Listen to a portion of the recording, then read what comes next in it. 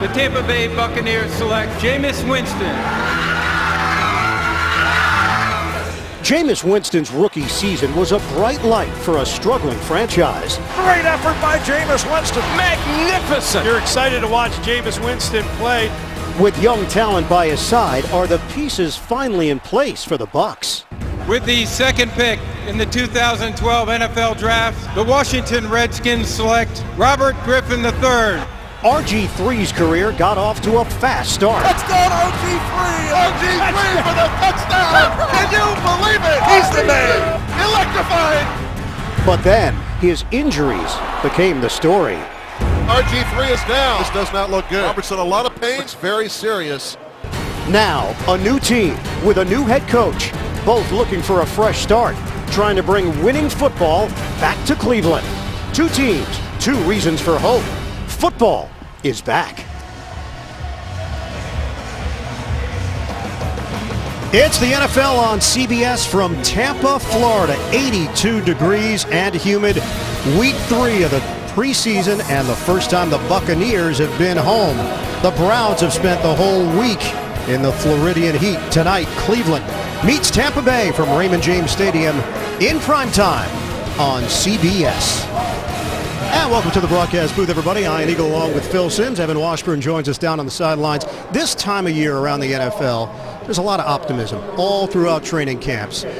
The reality we're going to find out about. Right now, are you seeing encouraging signs for these two teams? Well, let's start with Tampa Bay. I see encouraging signs. In fact, when we talk to them and watch them practice, they go, why are more people talking about us? Yeah. We think we are a playoff contender. So a lot of optimism there. Let's be honest, the Cleveland Browns, it's a do-over. All the draft picks, the new front office, and a new head coach, RG3, the quarterback now. This is a tough job ahead for Hugh Jackson. And that's the burning question right now. Robert Griffin III, he's experienced all the highs and lows of being a quarterback in this league in 4 years in Washington. This is a new chapter for him. Well, he knows it's a great second chance. Not many times in the NFL do you get handed the keys to the car a second time, and he knows he has it. He's been humbled. Well, that's an understatement. And he's handled himself this offseason with his teammates during training camp very well. The question about him is, can he take that all-star ability and put it on the field and do it once again? Well, we're talking about Pro Bowl ability. We're talking about Jameis Winston, the number 1 pick in the 2015 draft. He won Offensive Rookie of the Year for a team that went 6-10. Now what does he do for his second year in the league? Man, he went under the radar. I think he had a great year. A Rookie of the Year. He was terrific. He threw a few interceptions, but big deal. He's a beautiful passer down the field. He makes dynamic plays, and no question about it, he is the leader of the Tampa Bay Buccaneers. We are moments away from the opening kick. Right now, let's bring in the third member of our broadcast team down to the field, and Evan Washburn. Line in a game where we expect the starters to play into the third quarter. These two teams come into tonight very familiar with one another. The Browns arrived in Tampa on Monday and held joint practices with the Bucs on Tuesday and Wednesday that included a number of 11-on-11 live periods, ones versus ones. Valuable experience for the Browns team, also able to get acclimated to this heat. A little bit cooler, but still pretty thick down here on the field, guys. No doubt about it, Evan. It was hotter earlier this week. It was warmer, in fact, 24 hours ago, so I guess it's cooled off by comparison. Cleveland won the toss. They've deferred. Tampa Bay will receive it. Travis Coons on the kick. Dante Dye, the return man for the Buccaneers. We're underway in Tampa. A spin across the 20-yard line, and he's bottled up as he hit the 23 by Justin Gilbert on special teams. Jameis Winston, over 4,000 yards passing in his first season, highly competitive.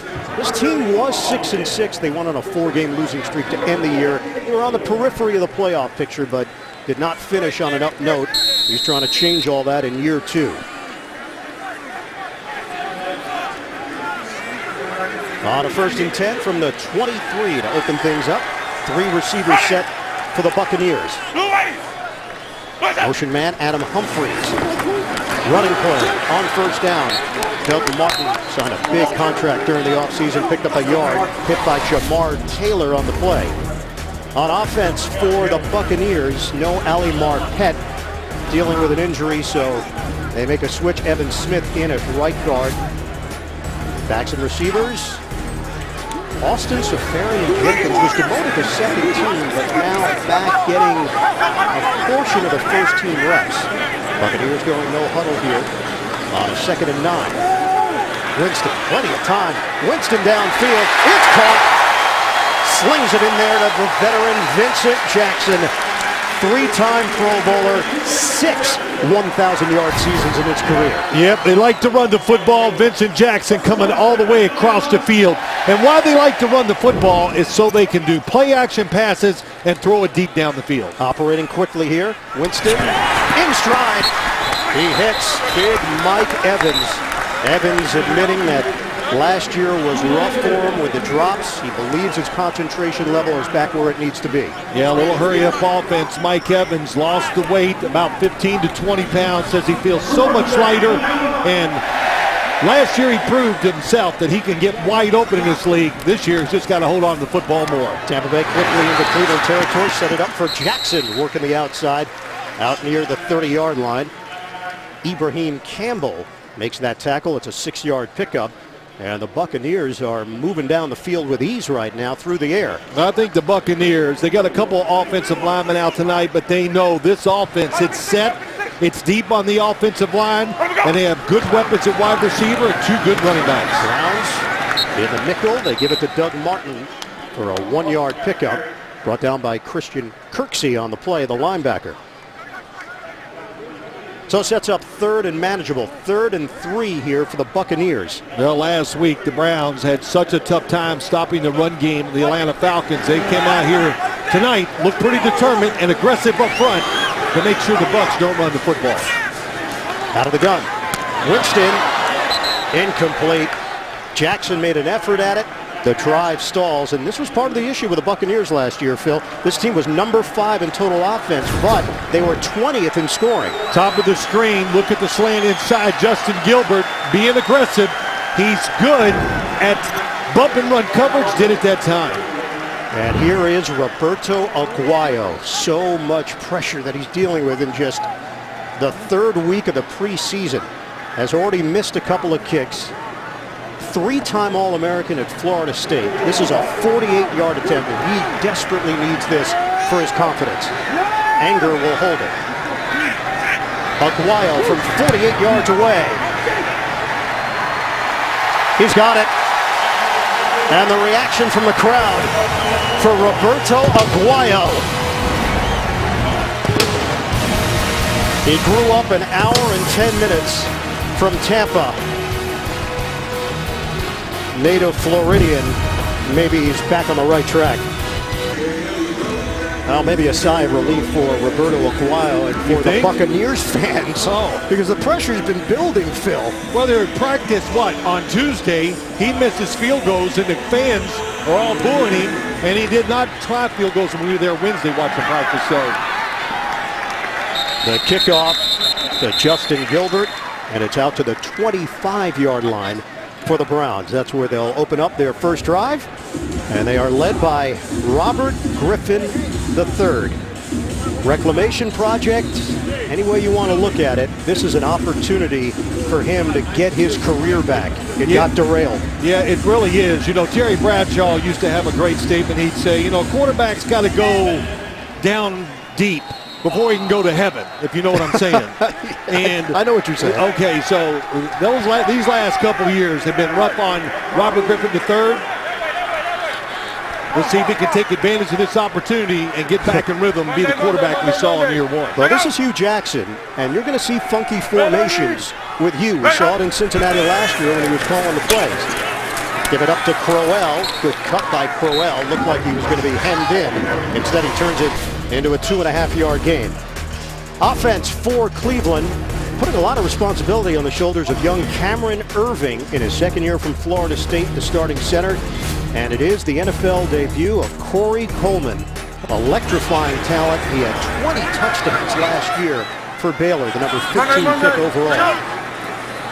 A jump. Cleveland indicating that it was Gerald McCoy, the perennial Pro Bowler. Does Brad Allen agree? False start. Offense number 73. 5-yard penalty. Still 2nd half. Wow, that's Joe Thomas, the future Hall of Famer. Didn't play last week. 8,959 consecutive snaps. A true Iron Man. Everybody we talk to with the Cleveland Browns, they walk in, they talk about Joe Thomas. What would they say after? Hall of Fame. Hall of Famer. Joe Thomas, great to be a teammate of his. He's a Hall of Famer. It's attached to the name. Pitch it to Crowell. Not a lot of room, but wiggles out of it to the outside. Quan Alexander, talented second-year linebacker, over to make the play. Defensively for the Buccaneers, there is McCoy. He didn't play last week against Jacksonville. Levante David went to the Pro Bowl last season for the Buccaneers. And in the secondary, they believe they've upgraded with Brent Grimes signing a 2-year deal. They also have the extremely talented rookie Vernon Hargraves out of Florida, the number 11 pick overall. 3 receivers set. This is a 3rd and 8 now for Cleveland. First possession for the Browns. From the gun. Griffin lines it up deep. Downfield, wide open. Josh Gordon, first down. Big play working against Brent Grimes. The 2013 Pro Bowler had major separation to the tune of 44 yards. Double move, good call early in the game. Josh Gordon getting back, and he made Brent Grimes think it was going to be the outcut. He sold it. And once again, boy, one thing they've done so far this preseason, Cleveland, they are making big pass plays down the field.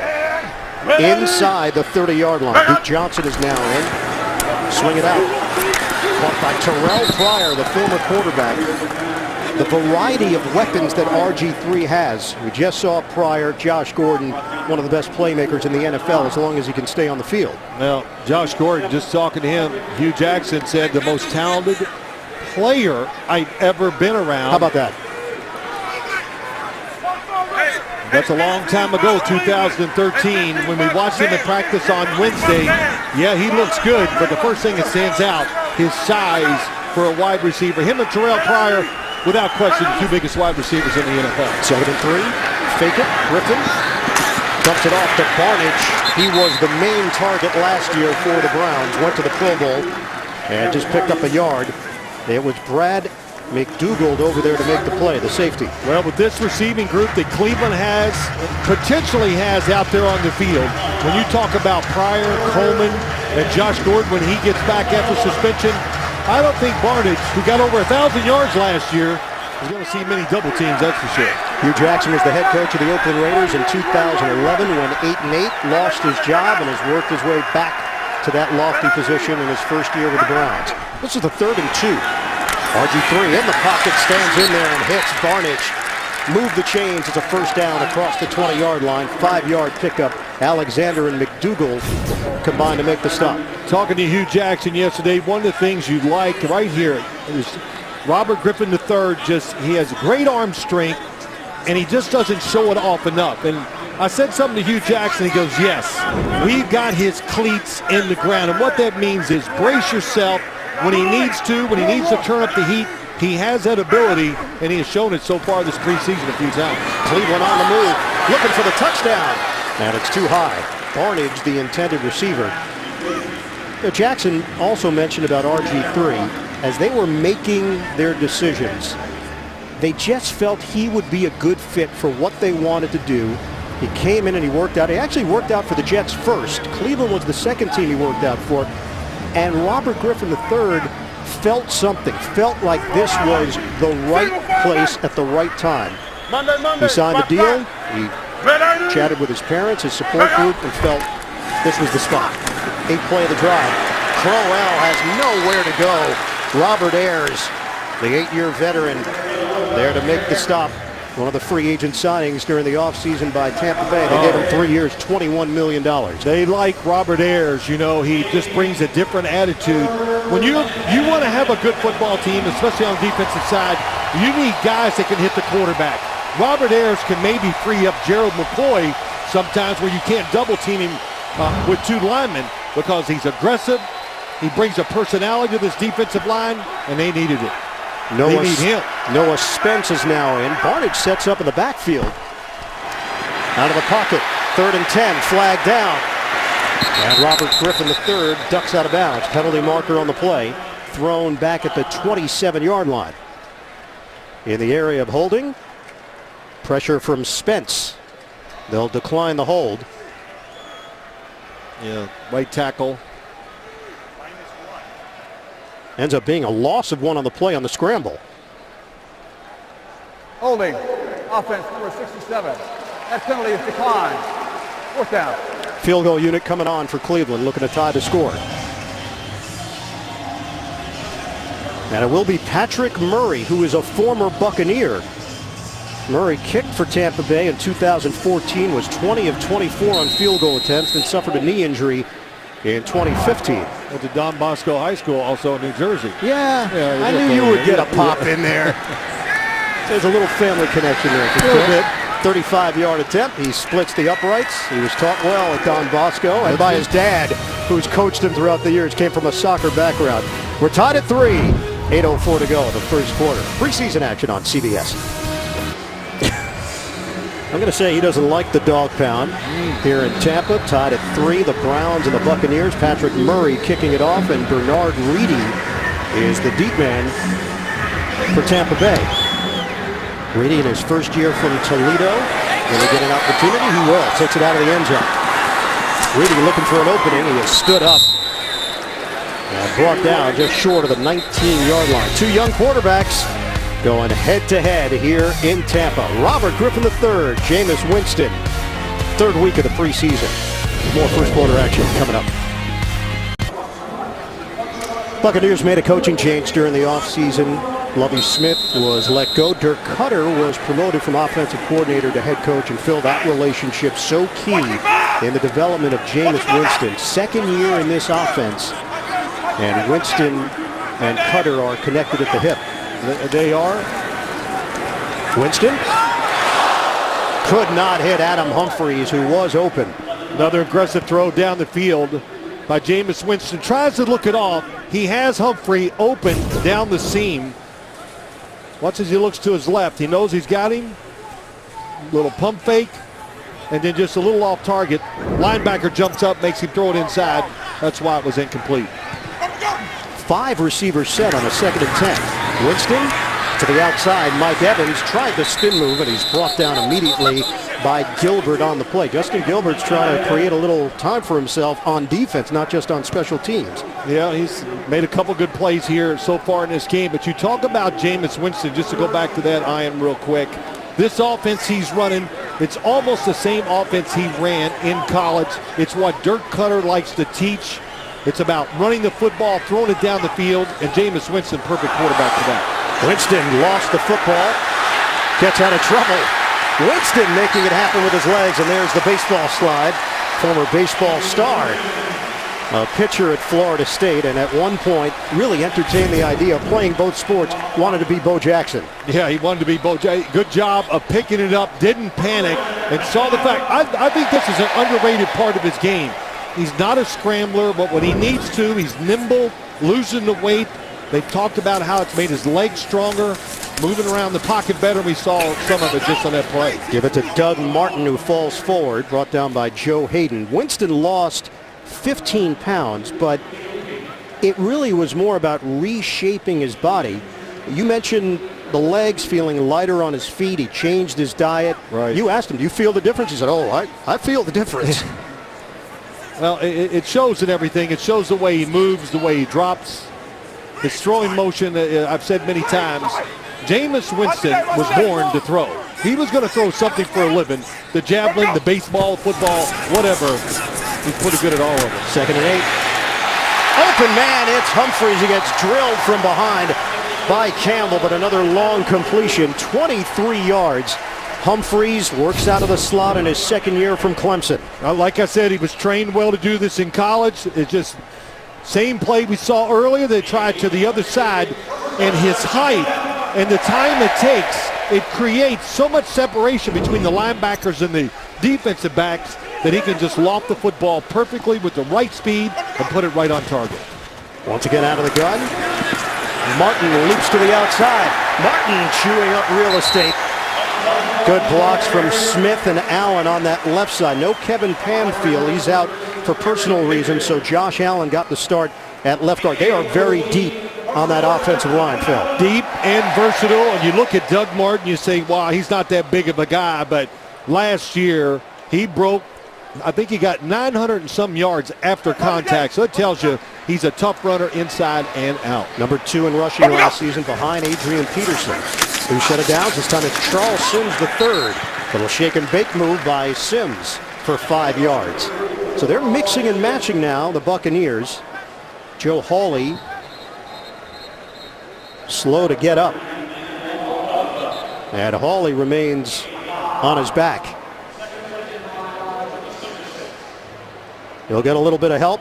His backup, Evan Smith, is starting at right guard. Hawley appears to be okay. We'll step aside here in the first quarter. Test your sports knowledge for the chance to win cash with CBS Sports King of the Streak. Just pick one football or baseball game to start competing for this week's prize. Play now on the CBS Sports app. Hawley has to sit a play, so Ben's Coxchalk is in. Charles Sims III remains in at running back. Shotgun formation for Winston on a 2nd and 5. Well, it's a blitz. You see Paul Kruger, 99, when he's playing middle linebacker, he's not there for pass cover. And here they come. They handle it. Winston sidearms, incomplete. He tried to squeeze it in there to Brandon Myers. Jamar Taylor had the coverage. Yeah, Jameis Winston knew it right away. Something's different. Here's Paul Kruger. Well, he's a defensive end pass rusher. So Ray Horton, defensive coordinator, very creative in his blitzing. This Cleveland team, the defense, a big weakness. They've got to find a way to get to the quarterback. And Ray Horton, if you don't have the horses, then it's up to the coach to diagram some plays to help him out. They've got a young group on that side of the ball. Winston on time. It's Humphreys again. He continues to feed the 5'11" Adam Humphreys. Ibrahim Campbell makes the tackle, 16 yards and a first down for the Buccaneers. Jameis Winston, fearless in the pocket. This is why they get the football down the field so easy. How patient he is, relaxed, throws over the top, and allowed Humphreys, who was covered at first, to finally get over the middle to be open. Nice throw, nice route. 1st and goal at the 10. Motion man is Jackson. Give it up to Sims. Dances to the 5. 5-yard pickup. Evan Smith with a key block up front. It'll be 2nd and goal. We're down to 3:40 remaining in the first. Tied at 3, the Browns and the Buccaneers. 11th play of the drive. I think we're seeing here, really, in these first 2 drives, why Dirk Cutter and the organization feels so positive about this football team. Because this offense, it's hard to pick a weak spot when you look at it. They deep at offensive line, receivers, good quarterback. Sims makes a cut. Sims, big guy, Charles Sims III, but moves well. Just about everybody involved offensively to bring down Charles Sims, a slasher with some speed and an excellent receiver, so brings a different dimension than Doug Martin. Yep, every team, listen, Ian, every team in the NFL has to have those different type of running backs. Tampa has 3. I think we'll see later in the game. Peyton Barber, who's there, just plowed up in the middle and try to run people over. The power running back. 3rd and goal for the Buccaneers. Winston gets out of the pocket, slings it, bounces off the receiver. It's incomplete. Opportunity was there for Sims. And a penalty marker on the play. Back at the 12. Christian Kirksey with the smack. Pressure from Jamie Meter on Winston. 2:35 mark of this first quarter. Yeah, Paul Kruger did a good job. Beat DeMar Dotson, made Jameis Winston jump out of the pocket, and then, of course, Jamie Meter helped put the pressure on him. Field goal units coming on. There are fouls by both teams on the play. There's an illegal block in the back. Number 68, offense. There's also a personal foul, grasping the face mask of the quarterback on the defense. Those penalties were offset. We'll replay 3rd down. So wait a second. On Aguayo, the face mask was a huge break for Tampa Bay. Keeps the drive alive. Another opportunity on a 3rd and goal. And it was Meter. Yeah, gets him right at. All you got to do is touch it. You don't have to grab it. Division II product out of Ashland. the Ashland Eagles. Jamie Meter. 3rd and goal for the Buccaneers. Sims in the backfield. Tampa Bay trying to take the lead. Shotgun. Winston with time. Flushed out. Winston looks. Throws. Touchdown. Connects with Charles Sims III. Tampa Bay goes in front. Fire the cannon. Good pass protection. That's the first thing. Jameis Winston wants to throw it to his left as you listen to the cannon go off. But everybody is covered. Nobody open, but gets outside, gives himself a second look. Nice job by Sims moving opposite of the quarterback to get open for the touchdown. Last year, Winston, 22 touchdowns through the air, 6 on the ground. They go 12 plays, 82 yards. It was Charles Sims, no relation, with a touchdown. Aguayo, the extra point. 10-3, Tampa Bay. Winston, creative.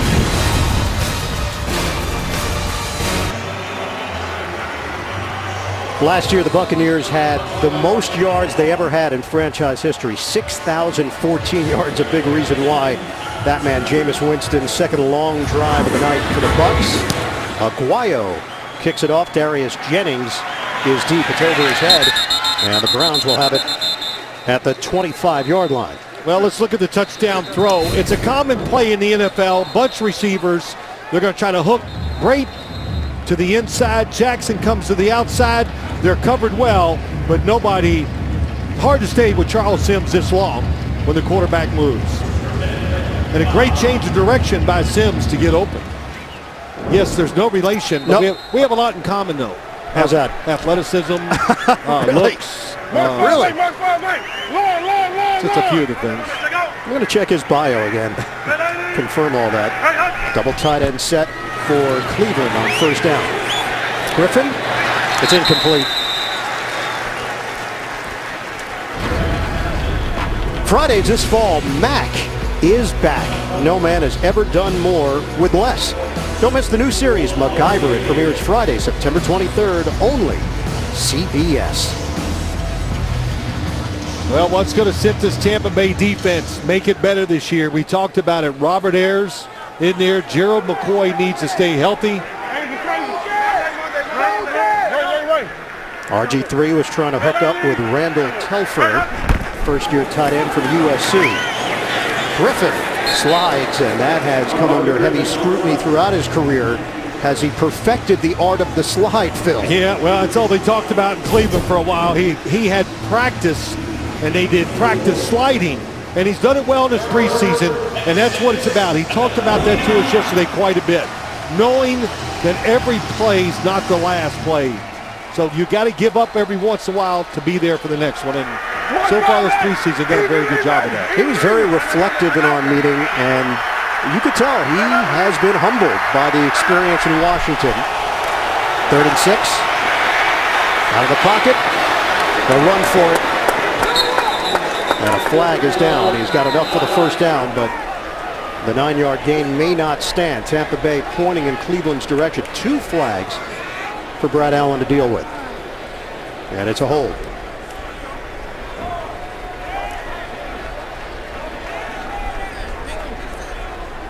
Hugh Jackson, Los Angeles native, quarterback back in the day at Pacific.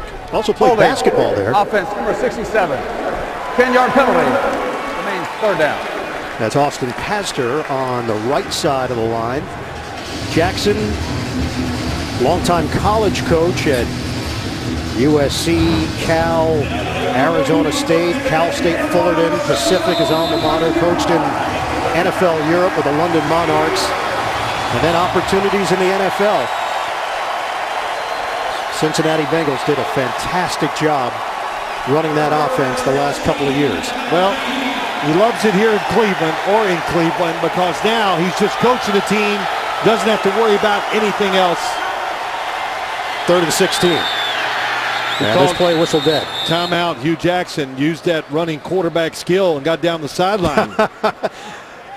Do we have video of him back at Pacific? You know about the running skills? Well, let's just go by what I read. No.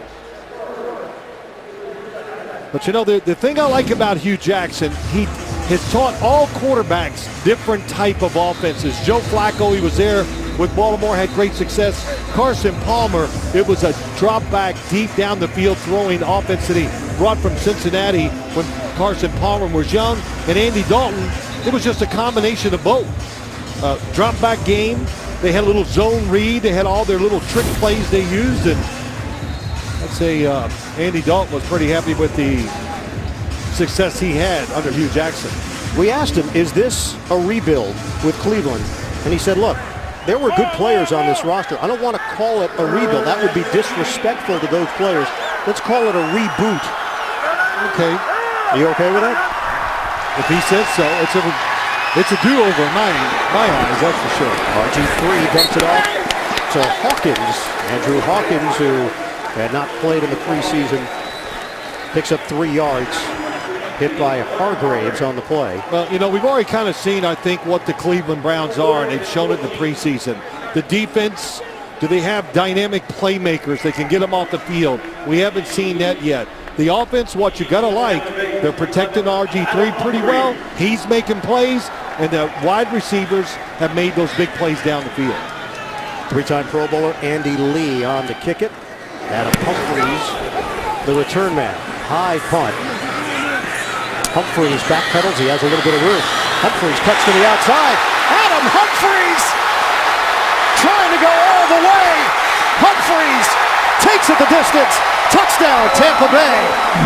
73 yards on the return.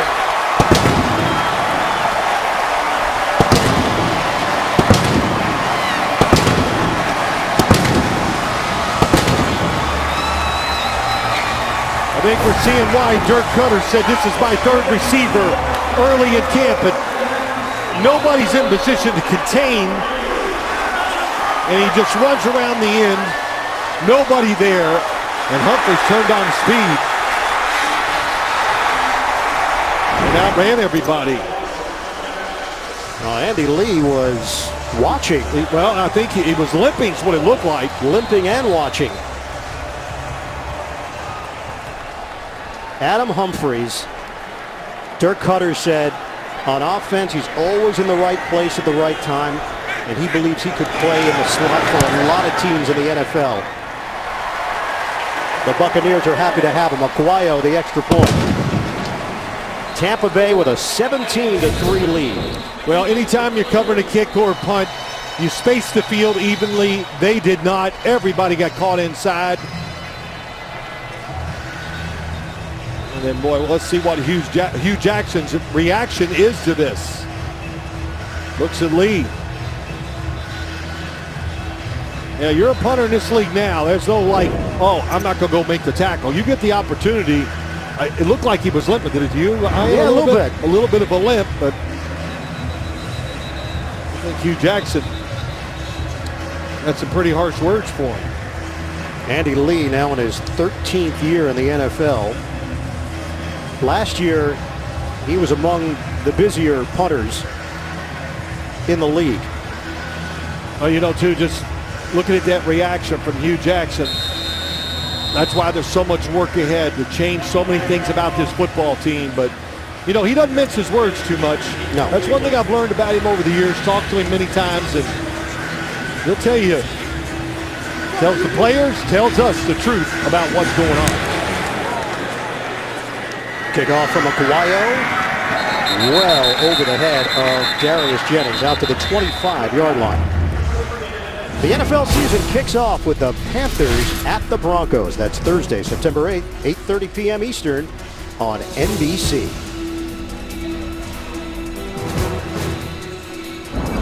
So bang, bang for the Buccaneers. They get the touchdown, Winston to Sims. They get the punt return from Adam Humphries, and they've got a 17-3 lead with 15 seconds to go. 25-yard line, placing the ball at the 30-yard line.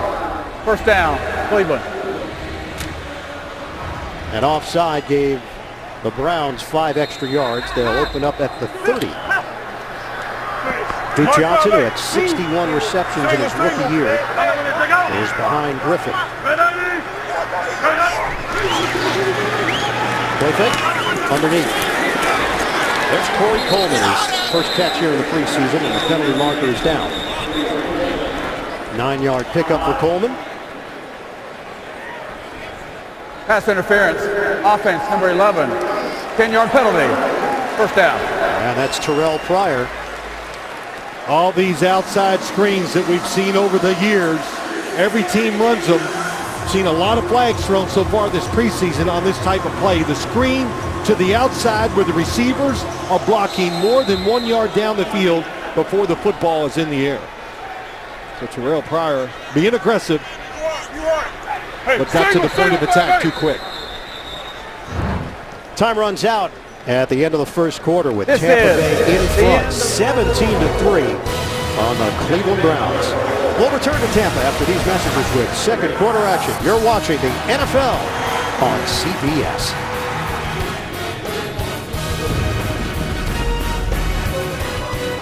Iron Eagle Phil Simms, Evan Washburn, the rest of our NFL on CBS crew. We start the second quarter in Tampa where the Buccaneers lead the Browns 17-3, 129 yards of offense for the Bucs and a punt return for a touchdown. 6 offensive linemen here for Cleveland on a 1st and 20 from the 20. Fake the handoff. Griffin pumps, throws, incomplete. Coleman in the area. 3 defenders also in the vicinity for Tampa Bay. Well, that time, Joe Thomas against Robert Ayers. Robert Griffin III held the football a long time, and Ayers can't even get a sniff. Joe Thomas, one of the top offensive linemen in the NFL, maybe the best when it comes to not giving up pressure against the quarterback. Just run, pass. He's a natural athlete. He's the kind of guy, I think if he lost some pounds, he could actually play tight end. Makes it look easy, gets down the field, and of course he's in Cleveland and not going to the playoffs, and he goes under the radar. 9-time Pro Bowler. Darts it to Johnson. Zigzags in traffic. And then finally gang tackle short of the 30-yard line.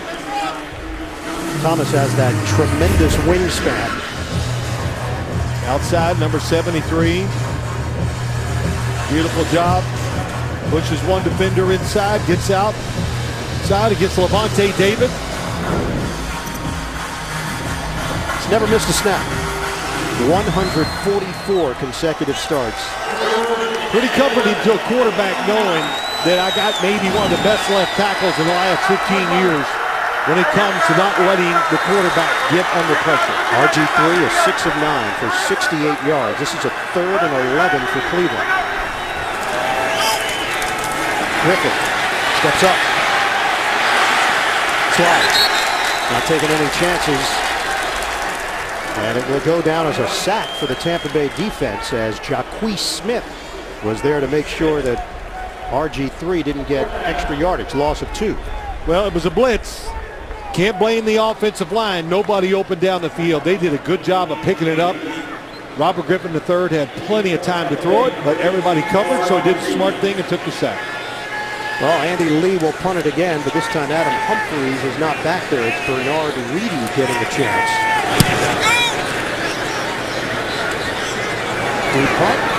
Reedy from the 20. And he's out of bounds. Body's flying along the sideline. Derek Kindred over there. 8-yard return after the 53-yard punt from Lee. Jameis Winston, 7 of 10, 90 yards and a touchdown so far in this first half, Phil. Well, let me say about Jameis Winston. He's not check down Charlie, if you know what I'm saying. He throws the football down the field. He's willing to take chances. Yeah, he makes some mistakes, but he makes a lot of dynamic plays. And the thing about him is you watch him here in person, he makes it look easy. Yeah. It's pretty when he throws the ball. It reminds me of Ben Roethlisberger, him, Joe Flacco, a lot of guys. They fire it down the field with no effort. Wing it Winston, maybe we can go with. I don't think that's going to catch on.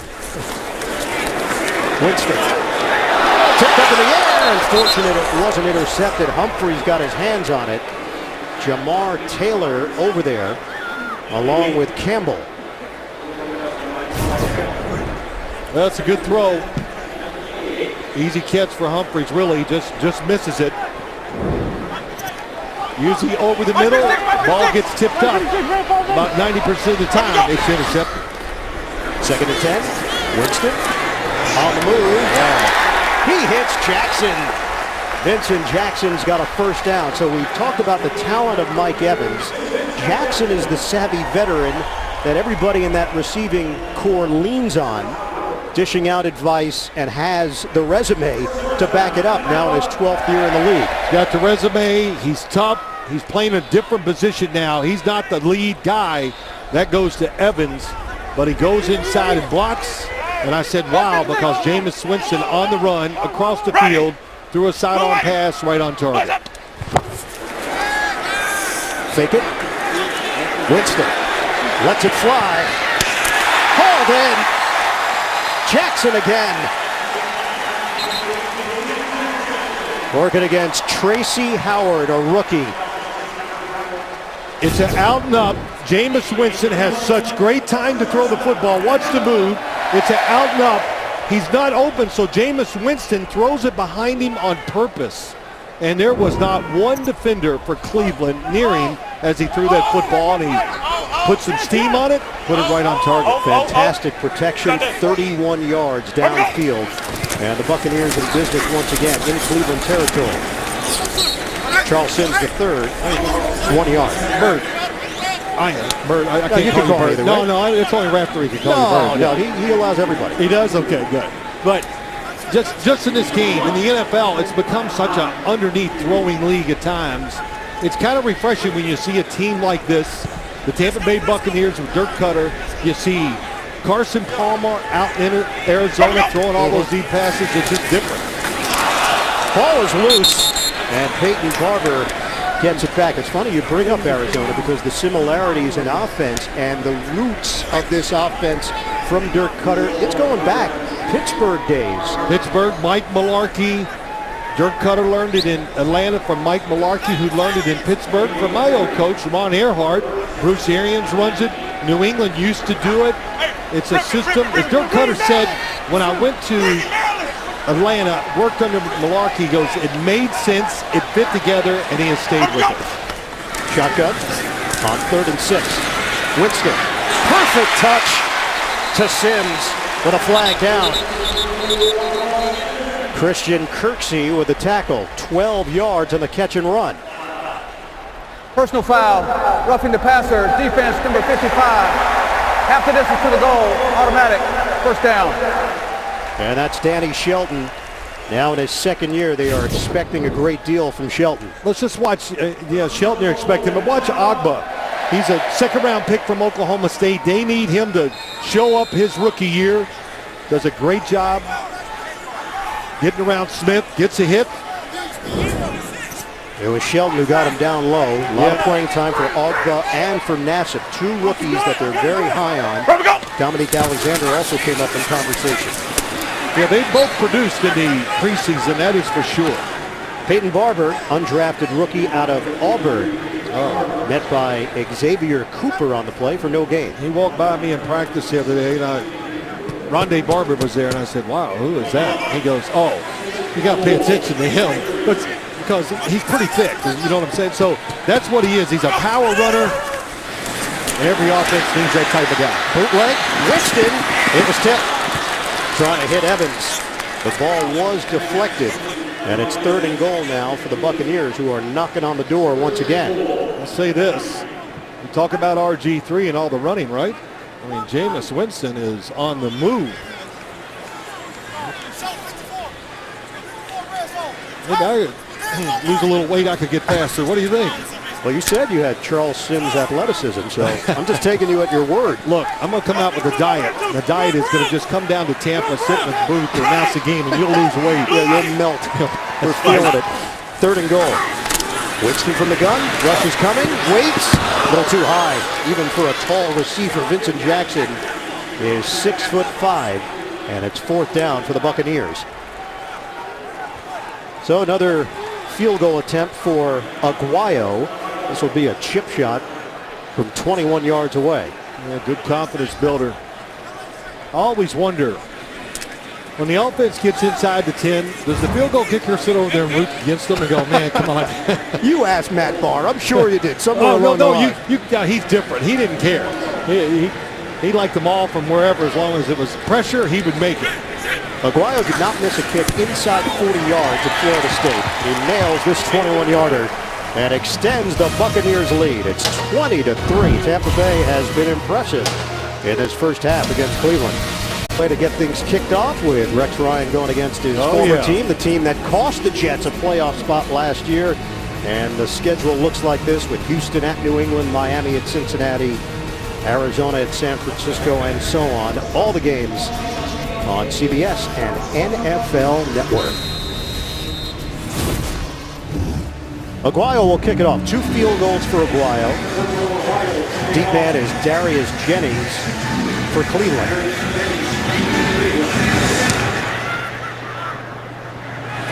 Aguayo, moving kick. Takes a knee, 25-yard line for the Browns as we send it downstairs. Evan Washburn. Well, and a ton of excitement for the Browns in having Corey Coleman, Terrell Pryor, and Josh Gordon in the lineup all at once for the first time.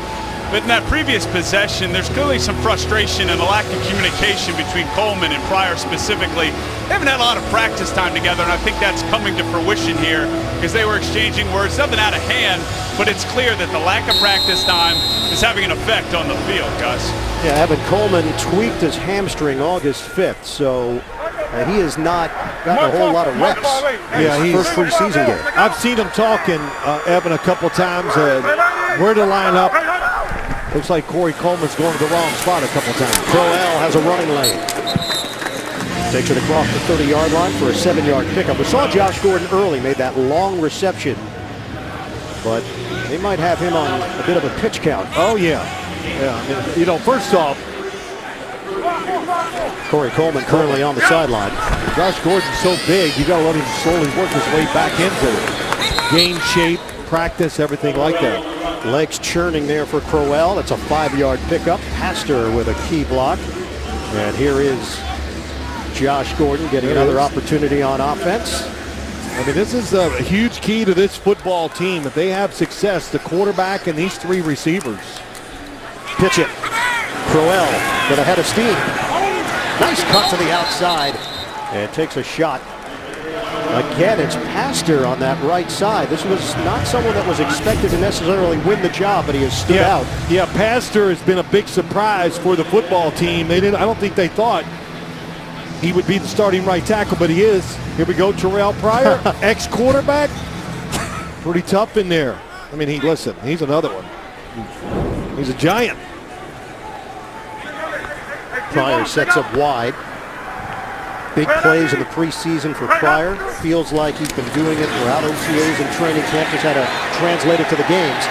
Slam down William Golston with a penalty marker on the play.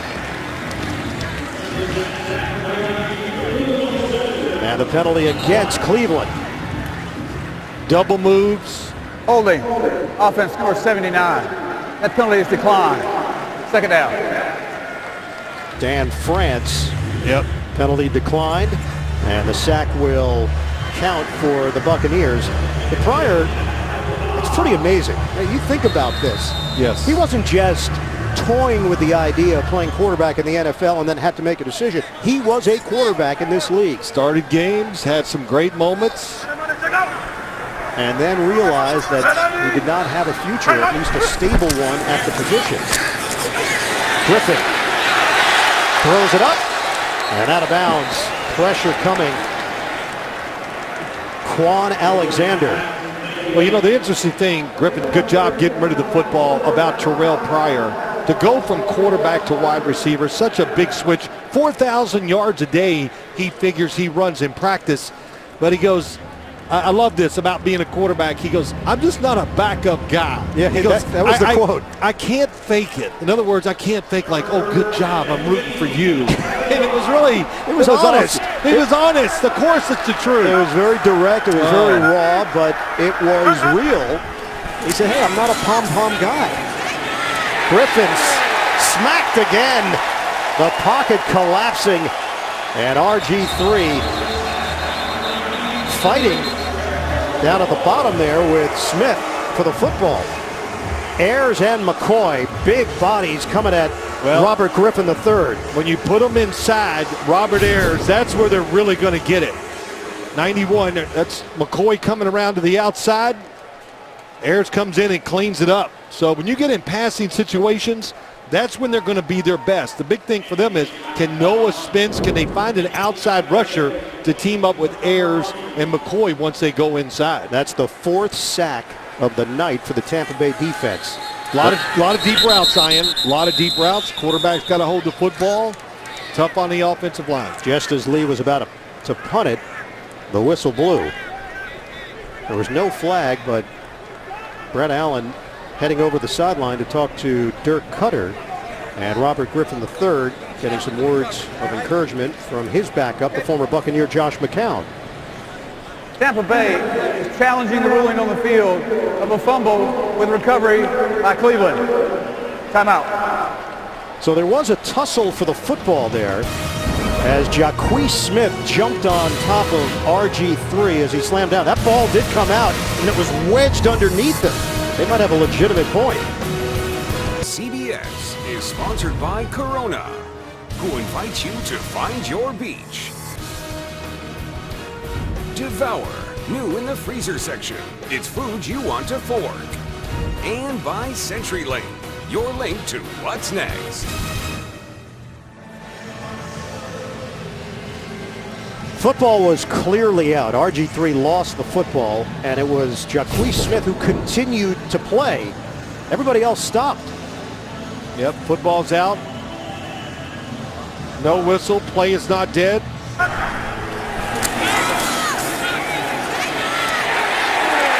At this point, the ball is underneath RG3. Smith got his hands on it. After reviewing the play, there is no clear recovery by the defense. Therefore, the ruling on the field must stand. Tampa Bay is charged a timeout and their first challenge. It's 4th down. The question was whether or not he possessed it. He got his hands on it, but so did RG3. Yeah, he never pulled it out of there. That's exactly right. So the moral of the story is continue playing. Yes. And McCoy on the celebration just figured that RG3 took the sack, but the ball was available. Jacquez Smith, one of the guys they're hoping that can help on the outside pass rush. Big, 260 pounds. The punt from Andy Lee. Bernard Reedy calls it in at the 8. And Reedy takes it shy of the 15 as Darius Jennings comes downfield on special teams to make the tackle. The King of Comedy is back. Kevin James returns to the place where it all started. Kevin Can Wait. Premieres Monday, September 19th, only CBS. After the 58-yard punt by Lee, Buccaneers have it at the 15. Tampa Bay happy to be home, aren't they? Really sharp on the offensive side. Defense, get some good defensive line work. Gerald McCoy was telling us the truth. He goes, oh yeah, I got this offensive line down now, Cleveland's, after 2 days of practice. He's had a couple good pressures against the quarterback. The joint practices that they had in preparation for this game. Winston. Oh, he dropped it in the bucket. Mike Evans working the sideline, and he's out of bounds. The touch from Jameis Winston. Beautiful touch. And when they want to go deep, top of the screen against Justin Gilbert, Mike Evans is so big. He gets right on top and just takes off. Oh, and he lost his balance. He should have scored. But that just shows you the beautiful touch, the natural motion of Jameis Winston makes a lot of those type of throws and makes them consistently. When they get open like that, he doesn't miss it. Mike Evans said our personal goal, he and Jameis, to be the best QB wide receiver duo in the league. Hugh Jackson's challenging. I guess he's going to challenge that maybe he stepped out of bounds before the catch. Cleveland is challenging that the runner stepped out of bounds and there's an incorrect spot. Timeout. So Brett Allen will head under the hood with 6:39 to play in this first half. Winston on the money for Evans. May have stepped out there, but not by much. The question right now is where Mike Evans went out of bounds. The ball was spotted at the 36. From this look, it appears he's out at the 38-yard line. You talk about a difference of 2 yards on the spot. Hugh Jackson just threw the flag because he's mad. That's it. I think he'd like to take the time there. And After reviewing the play, the ruling on the field stands. It will be 1st and 10, Tampa Bay. Cleveland is charged the timeout and their first challenge. So Jackson loses the timeout. And maybe it gave him a little more time to yell at his guys. I don't know. I do. Listen, he's got to be upset. The punt return, just some of the things that have happened to his football team. Of course he's upset. Browns were 3-13 last season. They've had a losing record for 8 straight seasons. Have to go back to 2007. They were 10-6. Last time they finished above 500. You know, going back to that Mike Evans catch, I'll tell you what, Mike Evans, when you watch him out here, you can tell the difference, the weight loss. He said his conditioning has improved. He feels loose. He's not beat up after all the running, but he's playing and can be good enough where your defense has to change what it does to make sure you don't leave him one-on-one. He's playing at 225 pounds. He said he was playing at around 240. Yes, big difference. And of course, I noticed it right away when I saw him, and I read it in the paper, but very noticeable about him and Jameis Winston. Now they backed it up to the 38-yard line. So it is a 2-yard differential from the initial spot. Barber bouncing to the outside, and he's out of bounds.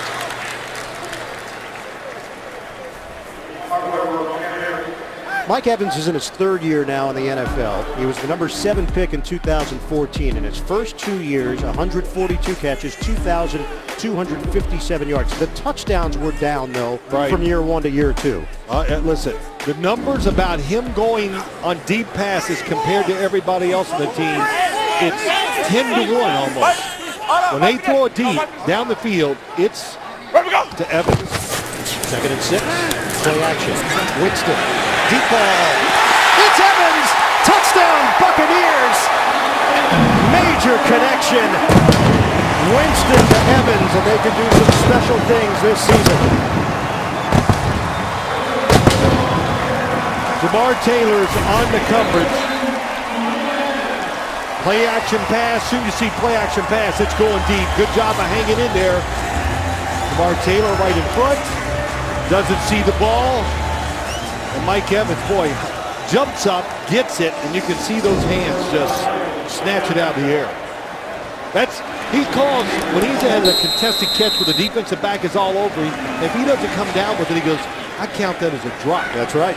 He said maybe the league doesn't count it as a drop. But I do. It's a personal drop. And Evans secured that one. Cleveland is getting very little pass rush on Jameis Winston. These are deep coordinators losing a little sleep thinking about Mike Evans this year. Aguayo, the extra point. Tampa Bay is pouring it on. It's Winston to Evans. And it's a big lead for the Buccaneers, 27-3. 4 yards through the air. Winston to Evans, 3 plays, 85 yards in total. It took just over a minute, for the Buccaneers to put more points on the board. Aguayo will kick it off. Jennings is deep for Cleveland.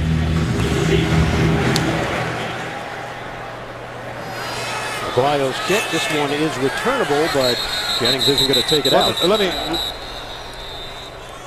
Coming up, Verizon halftime report. We'll have an off-the-field look at Buccaneers kicker Roberto Aguayo, plus a report from the Barclays. That's coming up on the Verizon halftime report. I was going to say, though, all these long passes, everything we're seeing, they have a lot in common. Of course, the talent of the quarterback and the receivers, but like a pass rush, that exposes, no matter how good your secondary is in this league now, with the rules and the throwers and catchers, you got to have a pass rush to help out the defensive backs. So 6 minutes to work with here for Cleveland. Crowell puts the helmet down and gets some extra yards on the effort. 5-yard pickup. Levante David in on the stop. And since I'm preaching, let me preach a little more. RG3, he's your quarterback, right? Yeah. Well, let's protect him. I mean, it's you just can't expose him and hold the ball so many times in a row when you're playing a fairly active front under Mike Smith, the new defensive coordinator, and an offensive line that's has a few weaknesses. You got Thomas, Petonio, Irving, Greco, and Pastor. This is Crowell once again. 2-yard pickup. Keith Tandy involved in the takedown. Well, the big one for the offensive line is Cameron Irving, number 74. He's the center. He's got to be the biggest center in the NFL. He's 6'5", about 300, 320. Making that transition. He's played everywhere last year. He played some guard in college at Florida State. Played all over the offensive line. They think he is. Look how long his arms are as he's snapping that football. He was actually Jameis Winston's center for 5 games at Florida State. Won a national title with the Seminoles. 3rd and 3. RG3 off the hands of Pryor. Pryor was looking for a penalty flag. Well, that was a good matchup outside. Welcome to the wide receiver position. Vernon Hargraves. There's Irving. Good job that time holding his ground. And they have been blown away by how quickly Hargraves has had an impact defensively. The number 11 pick, fiery, competitive. His dad played at UConn, now is coaching at Arkansas. Linebacker coach. Coaching linebackers, but his son's a corner. Man, his son came right in, never played the slot receiver, and did it right off the bat, and did it really, really well, or has so far. Lee to Reedy, coverage outfield. Reedy, fair catch called for at the 14-yard line, 55-yard punt. A lot of big plays for the Buccaneers tonight. Well, like I said, this will keep you up, some of these big plays. First off, the punt return, but all these throws down the field. Vincent Jackson coming back. Evans on the beautiful throw. And when you got big wide receivers, especially when you're one-on-one, give them a chance to catch the football with throws that we've seen Jameis Winston make here in the first half. We've given a lot of credit to the offensive line for Tampa Bay. The protection. They're playing without J.R. Sweezy, who was supposed to be a big part of that O-line group, on the PUP list, herniated disc, had surgery, signed a 5-year, $32 million deal during the offseason coming over from Seattle. Working to the outside, Peyton Barber. Yeah, I think you brought up a great point, though. Just about their offensive line. Here they're all beat up. They shuffled some players around and still giving Jameis Winston great protection. Justin Gilbert is down on the play. Medical staff comes out to check on the 3rd-year corner. He's trying to take that next step as a defensive player and actually get some legitimate playing time. Well, he's had a good night, except that one throw. He's been on some tackles. He broke a pass up. He's had good coverage a few times where the quarterback had to go away from his area. Tramon Williams is out with a toe injury. K'Wan Williams, who was another player who was supposed to be a factor in this secondary, suspended 2 games. He refused to play against Green Bay and complained of ankle pain, so there seems to be a bit of an issue there as to whether or not he was injured and whether or not he has any future with the Cleveland Browns. Odds are he does not. Well, there's a question like that. I don't like your chances. No. They're going to help Gilbert up off the ground. Charles Gaines would step in for him. I mean, 3rd year, 1st-round pick. When you, of course, if you go look at drafts, there's many 1st-round players that don't come through. But when you got Gilbert, you got Joe Hayden, you're just thinking we got lockdown corners that could really change our defense. And that's not been the case. So Gaines steps in. The problem with those 1st-round picks, and you're right, there's a bunch of them all over the league that don't make it in the NFL. The problem for Cleveland is that it's been a bunch of 1st-round picks of theirs. Yes. And those are empty drafts. Let's go back to what we started the game with. It's a redo. I mean, it's a start over. I'm not going to say it's an expansion team, but it's a lot of new players, new positions, new coaches. 4 receivers set, 2nd and 7. Short throw, asking Barber to create after the catch, and he does. Peyton Barber, he has impressed this coaching staff. He's got those powerful legs, as Phil mentioned, the acceleration on the catch. Really good job by everybody involved, selling it, waiting for the last second, and then that's what you expect all runners to do in this league. Out there to break the tackle, go around the first defender, make a miss. Phil, I know you don't get caught up with preseason numbers other than your preseason fantasy team. I was very impressed by. Thank you. Winston, 13 of 19, 238 yards, 2 touchdowns in this 1st half. You know what he's thinking, don't you? He's going to go in at halftime and go, man, why don't these numbers count?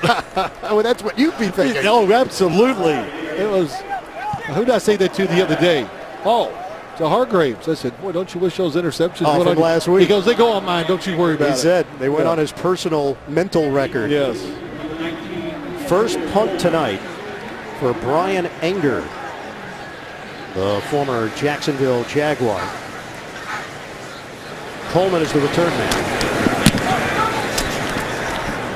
Enger, high punt. Coleman gets under it. Fields cleanly at the 27 and works it downfield out of bounds across the 35-yard line. Well, we mentioned all the changes for the Cleveland Browns. You want to talk about stability. It's the AFC North.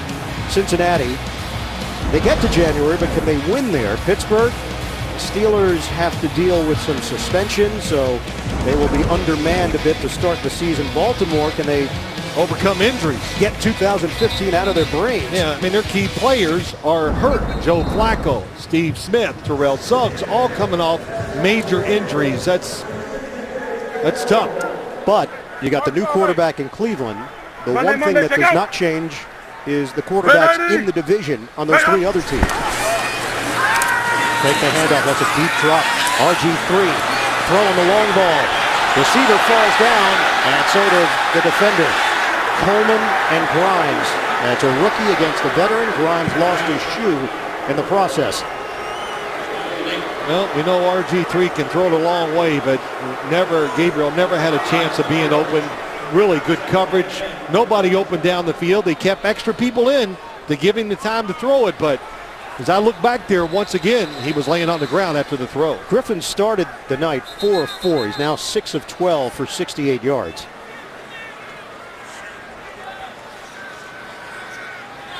Now, we've seen guys that were given second chances, and they've been successful at that position. Absolutely. Jim Plunkett comes to mind first and foremost. 2 Super Bowls. How about the guy that used to play down here in Tampa? Oh, Steve Young. Steve Young. Tampa Bay's got a big lead, 27-3. Griffin sets and fires underneath. Terrell Pryor in traffic brings it in just across the 45-yard line. Chris Conti, the safety over there. That's a 9-yard pickup. And Terrell Pryor says, boy, being an ex-quarterback, I stand out there, and he goes, I know the coverages. I know where the open spots are. He found it that time. It was tight, but Robert Griffin III made a good throw. 3rd and 1 for Cleveland. First down run, Duke Johnson Jr. with a stiff arm. Throws down Conti in the process. Joe Batonio with a key block, and they'll move the chains. That's a 12-yard pickup. Really good runner, Duke Johnson. Good blocking that time up front, but this is the guy, he's not, you don't look at him and say, wow, he's huge. He's not big, but he breaks a lot of tackles, and he makes people miss out in the open field. Brown's run blocking has been good. Phil, there's 5.5 yards a carry in this first half. Pass protection's been a different story. We hit the 2-minute warning in the second quarter. It's all Buccaneers. Verizon Halftime Report is coming up. We'll have an off-the-field look at Tampa Bay kicker Roberto Aguayo and a report from the Barclays. That's coming up on the Verizon Halftime Report. Man, I'm glad he's had a good night. Got a piece coming up about him, took the pressure off, made some kicks. I think the narrative is going to change a bit after tonight. RG3, home run ball. Touchdown, Josh Gordon. The adjustment by Gordon. And an indication of what this Browns offense can be through the air. 43 yards. Well, the coverage is great. I mean, what are you going to do? Josh Gordon is just so big. Brent Grimes is all over it, but Robert Griffin III, just like Jameis Winston, give the big guys a chance. And it's just a hair underthrown and a nice job of coming back underneath the defender to make the catch. Really nothing that Grimes can do. Gordon steps in front of Grimes at 6'3" against 5'10", and that's going to be a challenge week in and week out for opposing defensive backs dealing with these big bodies of Gordon and Pryor. Listen, when I said at practice, if you told me, if I didn't know it was Josh Gordon, I'd say, boy, that's a good-looking defensive end. That's what he looked like in practice.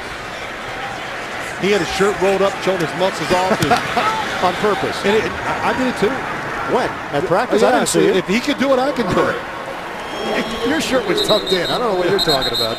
But that was really a nice play, and then when they put him in there, He's another guy, you know, he's special as a talent. Well, that's something that can galvanize this offense because you know it's there. You know it's in there. It's a matter of whether or not they can consistently bust it out in the passing game. You know, I think we've seen 3 games. They're good at making these big plays, but the NFL is about being methodical too. You got to hit all those underneath throws. That's the really component of almost any offense. And so far, it's just 3 games, not overjudging, but the scheme in the underneath passing game has not been anything special for the Cleveland Browns in the preseason. Gordon will be suspended for the first 4 games of the season. He did not play in all of 2015. Suspension reinstated last month in July. And you know, we asked Hugh Jackson, is he in football shape? Is he okay? He's like, yeah, don't worry about it. Yeah, no, I thought, well, it might take him 6 weeks. He goes, no, he's ready. He's ready. I believe you, Coach. I didn't yesterday, but I do today. 2 catches, 87 yards, and a touchdown for Gordon on a beautiful downfield throw by RG3. Well, for Josh Gordon, supplemental draft pick 2012, Cleveland got a legitimate player. He's a Pro Bowler in 2013, but then the problems start popping up. Suspended a total of 32 games by the NFL for violating the substance abuse policy. Yep. And he is scheduled to come back week 5 of the regular season. That tells you how talented he is. You make those mistakes and do to that severity, you're able to hang around with the same team. Winston, strong throw, but Jackson could not bring it in. It's incomplete. 1:45 to play in this first half. Tampa Bay's lead is now 27-10. In week 5, Cleveland will play the New England Patriots, and I believe there'll be another guy returning that week as well. Yes. You think, will he be upset or motivated? Yes. Yeah, I think so. Tom Brady will miss the first 4 games of the season. Winston. Charles Sims. And he's tackled just across the 25 by Demario Davis. Signed a 2-year deal, came over from the New York Jets, providing instant leadership on that side of the football with a bunch of youngsters on defense. Timeout called by Cleveland with 1:34 remaining on the clock. Yeah, Demario comes over. He's the signal caller on the defensive side and really kind of took over the team as soon as he came here. And I think that's what they wanted. They wanted a leader type, and he's a talker. Yeah. You know, he gets along with his teammates, and I know him well. You know, I see him around New Jersey all the time, and there's one thing about Demario. I don't care what time of year it is or what day, he's in shape. Around all year long. And he's a 3-down player, can stay out in the field. Not that he covers people one-on-one, but he's smart enough to know what to do.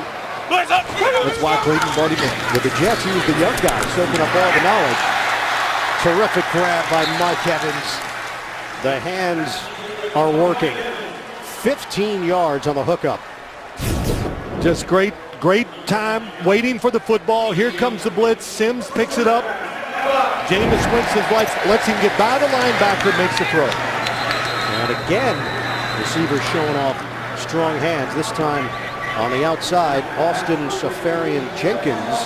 If he can work his way into the mix here, they got a chance to have a special season on offense. Remember, they're playing without Lewis Murphy, a guy that figured to be part of the receiving corps. He's on the PUP list, torn ACL last October. Humphreys in a matchup with Gaines, and it's incomplete. Well, they got a lot of tight ends on this roster. Cameron Brate is maybe the starter right now, but when you look at the 2 outside receivers, Evans and Jackson, and you see a good slot receiver, at the tight end, they can't. Somebody's going to get one-on-ones, is what I'm saying on this offense, and the tight end always will.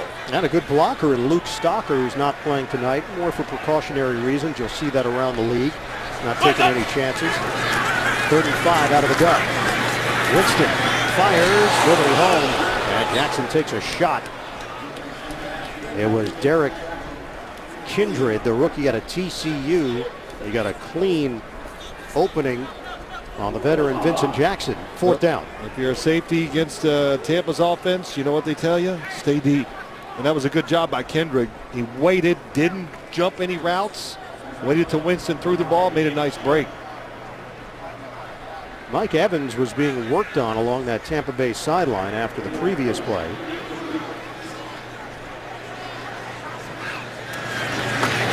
Front team is on. Anger to Corey Coleman. Moves forward in a crowd, but he secures it. Dangerous area. 38-yard punt. And there's the training staff with Evans. It looks like something with that left leg. Well, for Mike Evans, he's talked about how fortunate he is that Vincent Jackson was in Tampa when he got drafted. He's a fountain of information, constantly reminding him to play fast and to play hard. And then, you know, we were curious about Dirk Cutter, how the players were responding to him. Evans, of course, had him last year as the offensive coordinator. He said, Cutter brings a swagger about him. Yeah. They know this offense, and they think they can open it up even more than last year. Well, as Jameis Winston said about Dirk Cutter, man, he's blunt, and it can hurt. So he was used to that with Jimbo Fisher at Florida State, but he said it's different. RG3 again, protection issues, and he goes down. That is a loss of 4 on the play, and it's Noah Spence, rookie out of Eastern Kentucky, second-round draft pick who had 11.5 sacks last season. In his final year of college football, Ohio Valley Co-Defensive Player of the Year. Yeah, that would be, they are counting big on him. We've talked about it a few times. He shows the techniques. In other words, he can fool you. The big question is, does he have the speed that you need to get around the edge and just beat somebody with pure speed? He was ruled ineligible at Ohio State. The transfer to Eastern Kentucky, and still opened enough eyes to be a second-round pick in the draft. Well, he had a great Senior Bowl, went down there from Eastern Kentucky, played so well, it kept his draft stock high, even though he had to transfer out of Ohio State. Had some off-the-field issues, failed a drug test, and that was what brought along the change in colleges, and the draft stock did drop, but was able to compensate for it at the Senior Bowl. Duke Johnson with the carry, and 25 seconds remain in this first half. It's 27-10 Tampa Bay. Jameis Winston, 259 yards, 2 touchdowns. Robert Griffin III, 119 yards and a touchdown. The long one to Josh Gordon.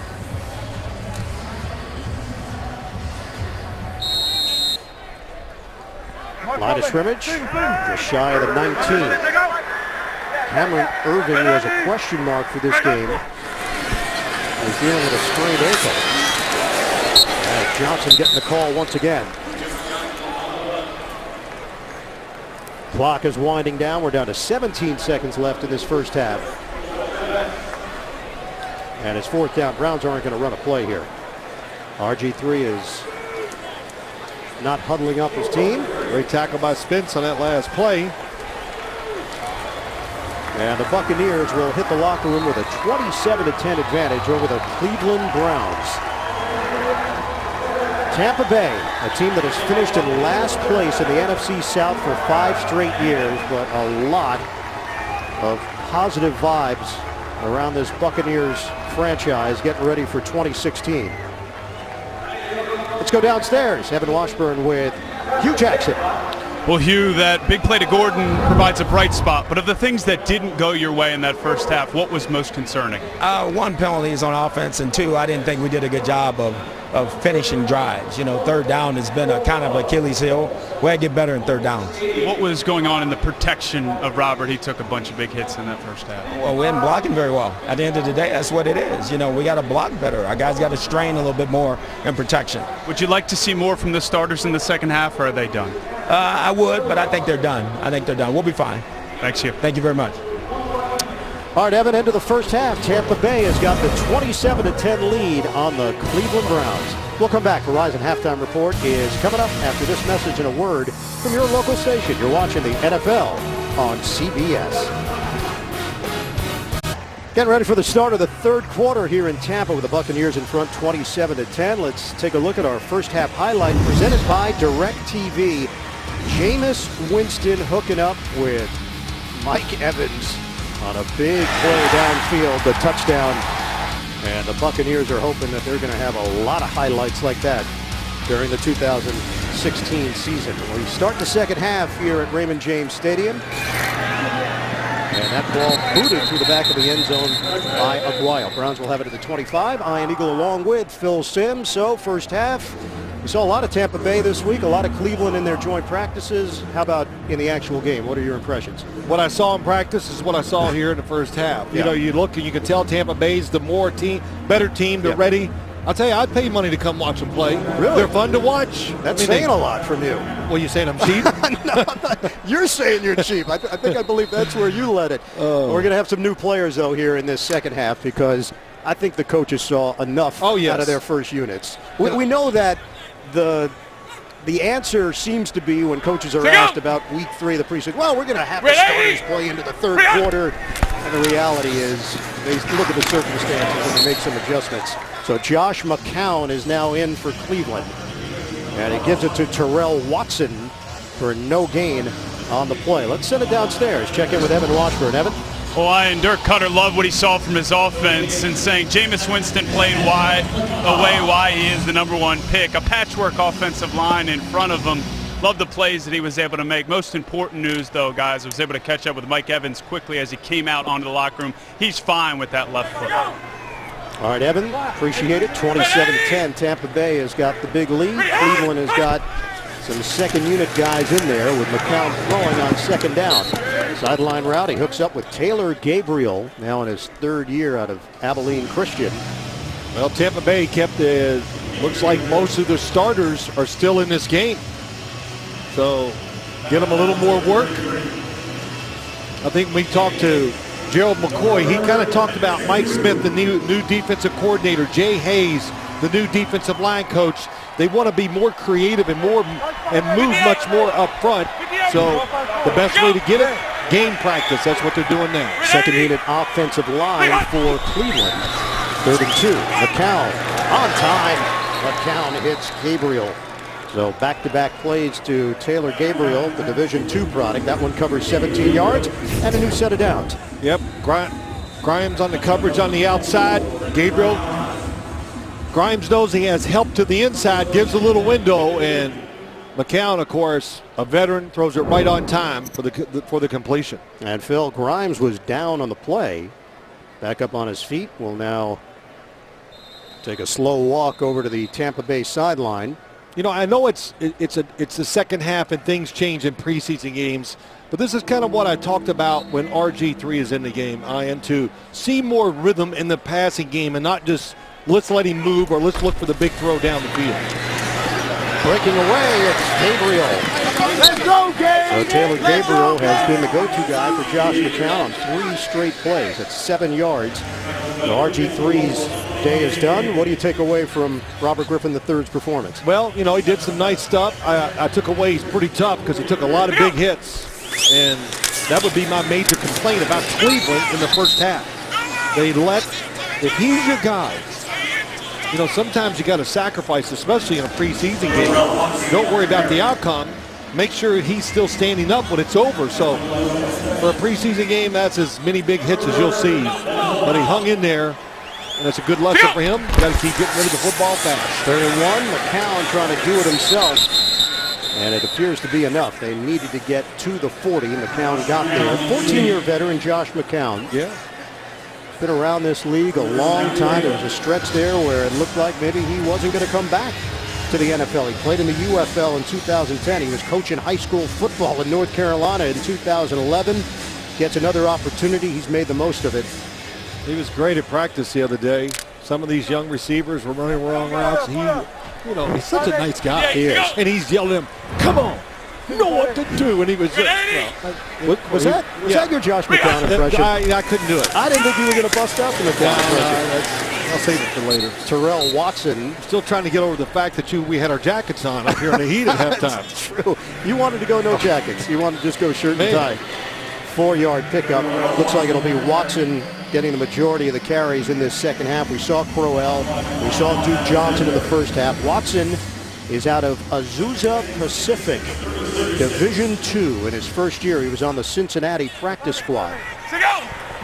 Same school as Christian Okoye. Inside the 58. Red 80. The Azusa Pacific Cougars. McCown, too high. He put it over the head of Darius Jennings, first-year wideout from Virginia. Flag on the play. Talked about Watson. Good job that time picking up the blitz. So penalty markers back at the 45-yard line. If you want to be a backup running back. Holding. Offense, number 38. 10-yard penalty. Second down. To be a backup running back, 36. got to know what to do. Don't make mental mistakes and protect the quarterback. Watch him step up. Gets the block. I think that's Levante David. Yes, it is. Raheem Mostert is sitting this one out with a hamstring injury. Glenn Winston has been out with a shoulder injury. So an opportunity here for Watson. Mostert currently listed as the third running back and potential return man as well. Second and 16. Deep drop. McCown bobbled and dropped. Trying to hit Rashard Higgins. There's a bunch of rookie wide receivers. Ricardo Lewis, rookie out of Auburn. Higgins, rookie out of Colorado State. Of course, Corey Coleman, the rookie out of Baylor. Yeah, that time they came with the blitz from the defensive backfield. Of course, McCown has seen it all. As it comes in there, gets rid of the football on time.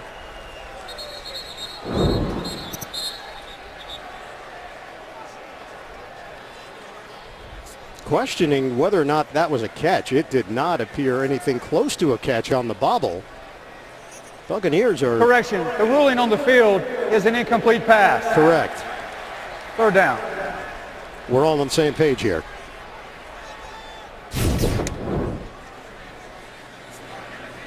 Should have been a catch.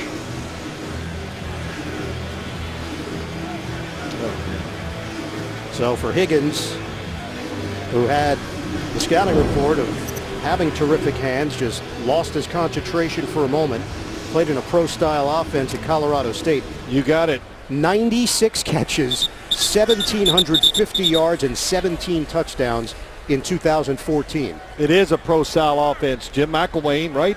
Yeah. Now coaching the University of Florida. I watched a lot of their stuff, and it was like watching a pro football team. Third and 16 now for McCown. So for receivers and quarterbacks, that was a great thing. It's number 79. 5-yard penalty. Third down. Now penalties are piling up here for Cleveland. That's 6 now, costing the Browns 44 yards. Just one accepted penalty against the Buccaneers. Well, you know, you're the backup offensive line. At that time, it was on France. But you're a backup offensive lineman. You come out there and go, hey, they got all the starters still in. Yeah, that'll make you nervous. Yeah, what's the game plan here on the other side? You were going to switch.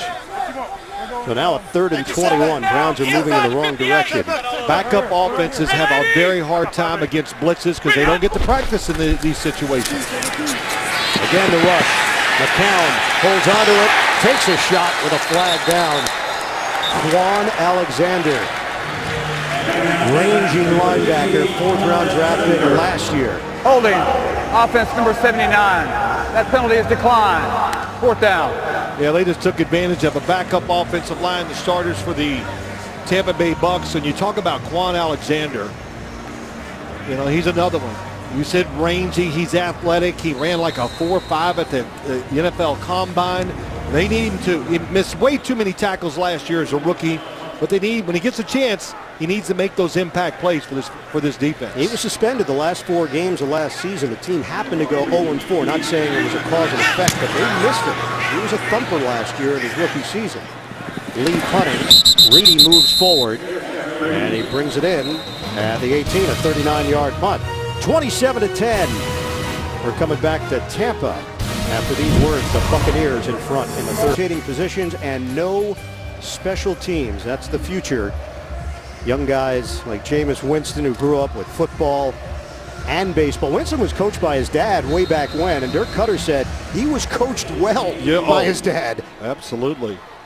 I like when he talked about baseball. Yeah, I threw a 95-mile-an-hour cutter and a slider. And I'm like, wow. He was very nonchalant about that answer when you asked him. Peyton Barber with a carry and a penalty marker, a couple of them down at the 21 and the 22. Just get that recorded, the penalty flag on the field. Just keep pushing the button. Yeah, that's a great point. That would save me from saying it.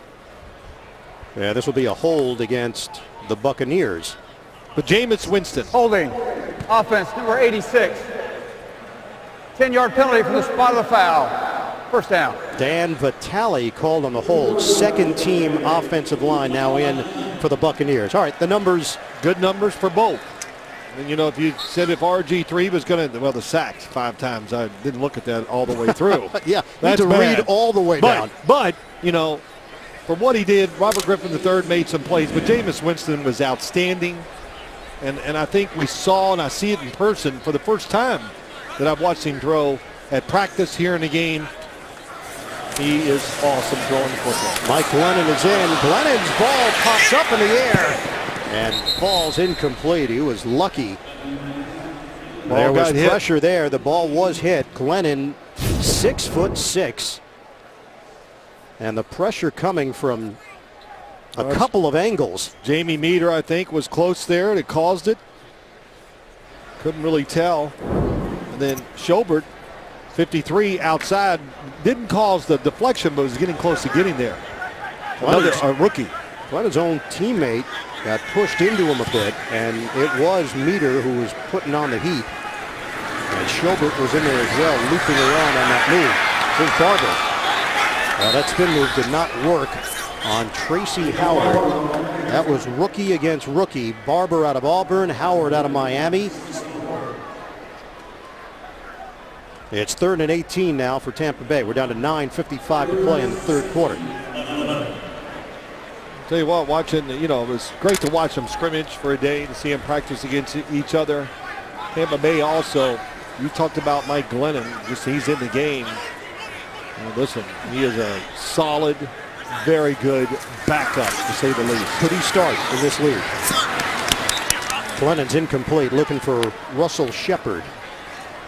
If given the opportunity, could Mike Glennon be a starter in the NFL? Oh, yeah, absolutely. There's some offenses around the league that fit him very well. You know, it comes to mind. I mean, if Carson Palmer said he was going to retire, it wouldn't shock me to see the Arizona Cardinals say, let's go get Glennon, because he runs the same offense out there. And great touch. Really taught well. Another guy that was taught well like a pro in college, Dana Bible. How about this? Dana Bible, offensive coordinator at North Carolina State. His last 3 quarterbacks in college, who were they? Russell Wilson was in there. Right. Glennon. And Matt Ryan. Oh, boy. Yeah, not bad. I could be a good coach, too. Anger punting to Taylor Gabriel. Gabriel backpedals.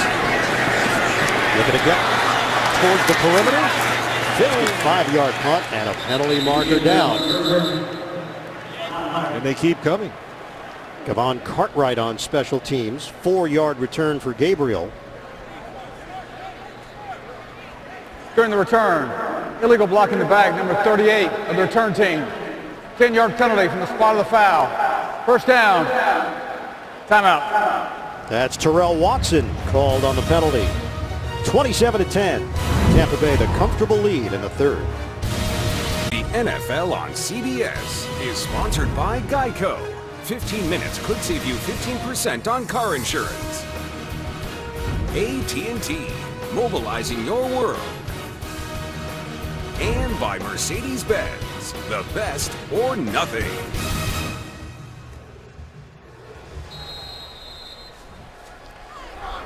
Well, Buccaneers made a lot of changes, and that includes a new defensive coordinator, Mike Smith, one of the most well-liked guys around the NFL, long tenure with the Atlanta Falcons as the head coach. Took a year off, and now he is back in the saddle, up in the booth, calling the plays defensively. Of course, he's been with Dirk Cutter twice, down in Jacksonville and Atlanta. I talked to Mike Smith before the game. Number 79 is an eligible receiver. You know what he told me? He goes, you know, that year off of that retirement year, he goes, I did it well.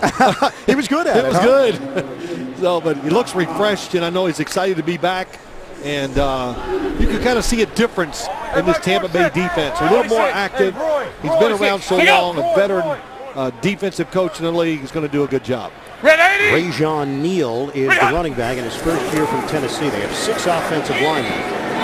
McCown throws and hits his man. Grab made along the sideline once again by Gabriel. That has been the connection, McCown to Gabriel with his second unit, 12 yards. Let's watch Spencer Drango, draft pick. Boy, he is a big man.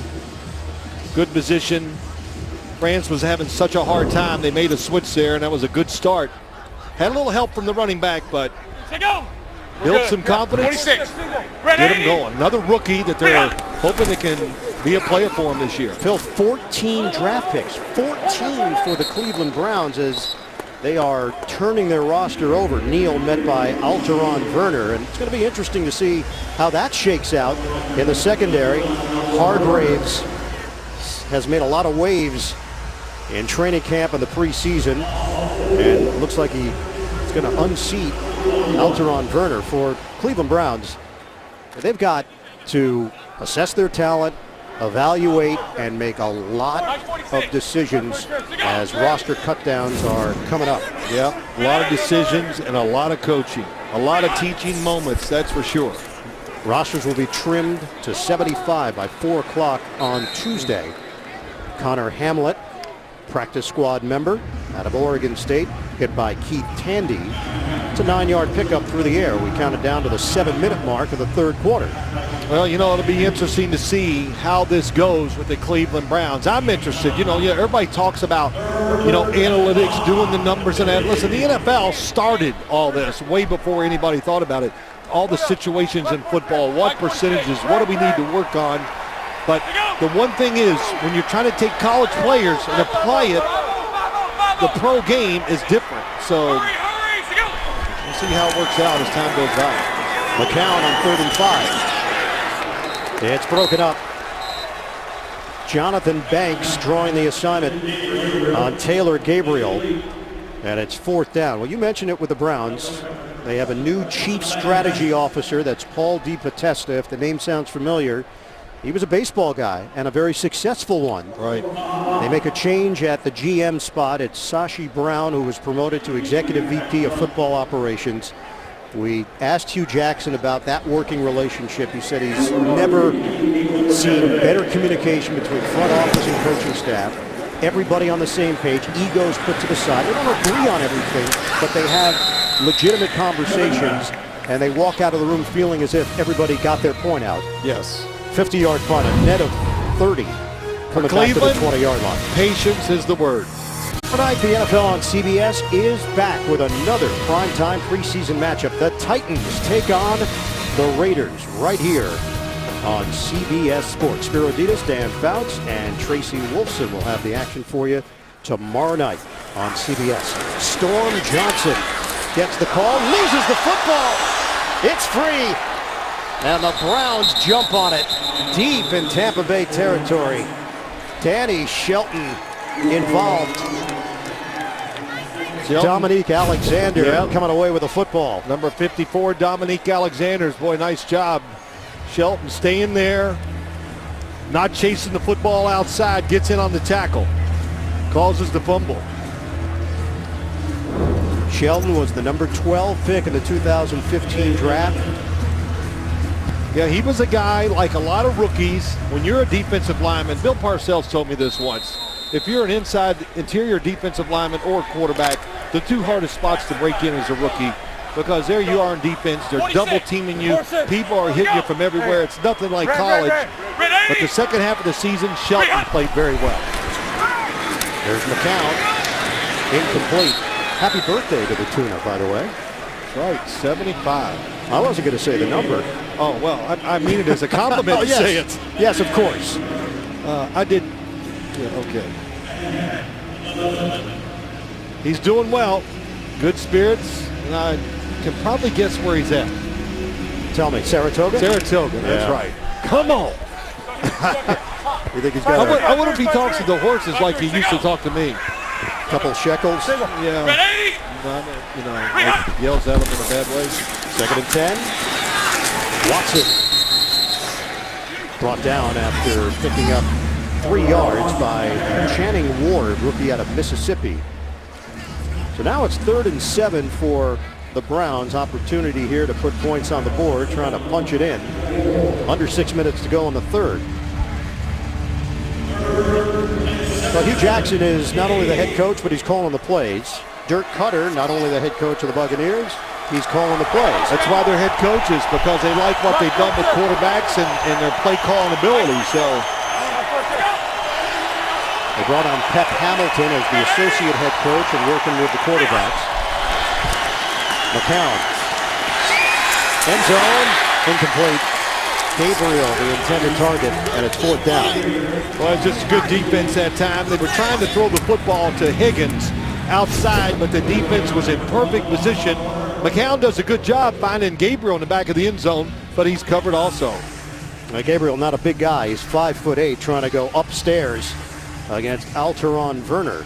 And he threw it the only spot he could. Just, like I said, coverage all over the receivers that time. It is Travis Coons, who was the kicker last season. He's in a battle with Patrick Murray. It's a 26-yard attempt for Coons. And he's got it. 27-13, Tampa Bay. Third quarter action continues from Tampa. Pep Hamilton with RG3 checking out the Microsoft Surface tablet. You got the small screen, then you got the big one. This is the first stage of extensive renovations here at Raymond James Stadium. They unveiled the new video displays and a new sound system, Phil. 750,000 watts of power are being pumped into those speakers. I don't know if that's high, but it sounds very impressive. Yeah, I was going to say, is that a lot? That I believe is a lot. I don't know what the baseline number would be. Kickoff to Ryan Smith, and he takes it out of the end zone. Turns out to be a poor decision. The video boards are getting so good in the NFL that I said I should just watch the video board and see the game, because yeah, that's major. And there's 2 of them. $140 million have been set aside to improve this stadium, which is not that old. It opened in 1998. The new sombrero. 2 Super Bowls here. Super Bowl 35, Baltimore over the New York Giants. You were here for that one, calling it. And Pittsburgh over Arizona. Classic game, Super Bowl 43, held here at Raymond James Stadium. Peyton Barber going up the middle. Carries just short of the 25 for a 5-yard pickup. Tank Carter getting in there, getting the tackle. Cleveland playing a lot tougher here in the second half. I know it's backups for the Tampa Bay offense, but you know, it's trying to learn lessons. I'm sure that's what Hugh Jackson was talking about at halftime. You know, it's the process. You got to stay on them. And Hugh Jackson's going to be tough, because coaches always tell me this: you got one chance to set the bar, and you got to do that the first few. Handed off to Barber in a 3 tight end formation, and he falls forward for a 3-yard pickup. All right, NFC South preview, Phil. You've got Carolina, the questions with Cam Newton and the Panthers. Can they defend their conference title? Atlanta is looking to improve in year 2. Dan Quinn, the head man in his second season. And New Orleans, Drew Brees returns, but it's a defense that struggled last year and has to improve if the Saints are going to be contenders. Yeah, you know, when you look at Tampa, you look at, listen, there's no doubt that the Carolina Panthers are the class of this division and maybe of football. Play fake, Glennon, handled nicely by Kenny Bell. Spent last year on IR with a hamstring injury. That's a 9-yard pickup from Glennon to Bell. What about the rest of the division? Well, you know, you look at that. I look at Tampa and Atlanta fighting for that next spot behind Carolina. And New Orleans, you know, when you look at them, the defense, no matter what Drew Brees does, you got to find a way to stop the other team, and they haven't done it for years. Peyton Barber is brought down by Emmanuel Ogbah, the second-round pick from Oklahoma State. I know you've been impressed with him watching film and out at practice. 6'4", 275. Yep. Schobert, the linebacker, number 53, is making some plays. Ogbah, you've said his name, back in there. They're getting Shelton, starting nose tackles in there. They're getting these guys some work because they need it. Ogbah is from Nigeria. He moved to Houston at the age of 9. Russell Okung has been a mentor to him. Glennon, nice throw, and Shepard, the timing was a bit off on the receiving end with Tracy Howard back there defensively. So you kind of look at the Tampa Bay Buccaneers. They're a big football team. I think that's what they believe in down here. But if you want to be kings of the division, you got to be big, because that team up there in Carolina is as big as it gets. Well, General Manager Jason Light's in his third year. He was in player personnel for many years with a bunch of teams, Arizona, New England, Philadelphia. Scouted for Carolina at one point in his career, was a scout for the Miami Dolphins. And they also have turned the roster over that 3-year period. Incomplete. Kenny Bell, the intended target.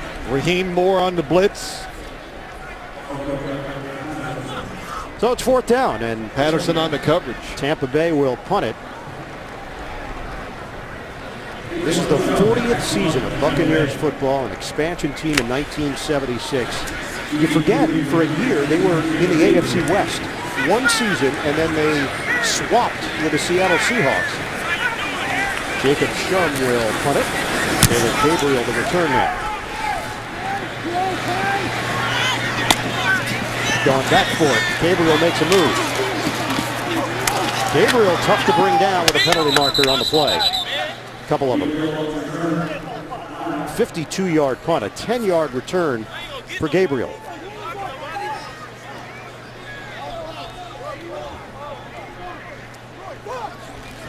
Penalty number 7 of them called on Cleveland, 2 against Tampa Bay.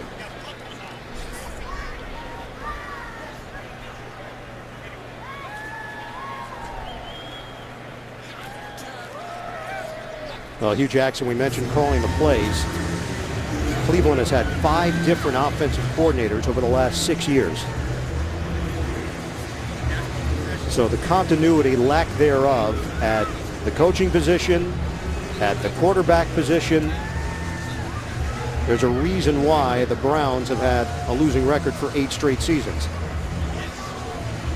Well, maybe.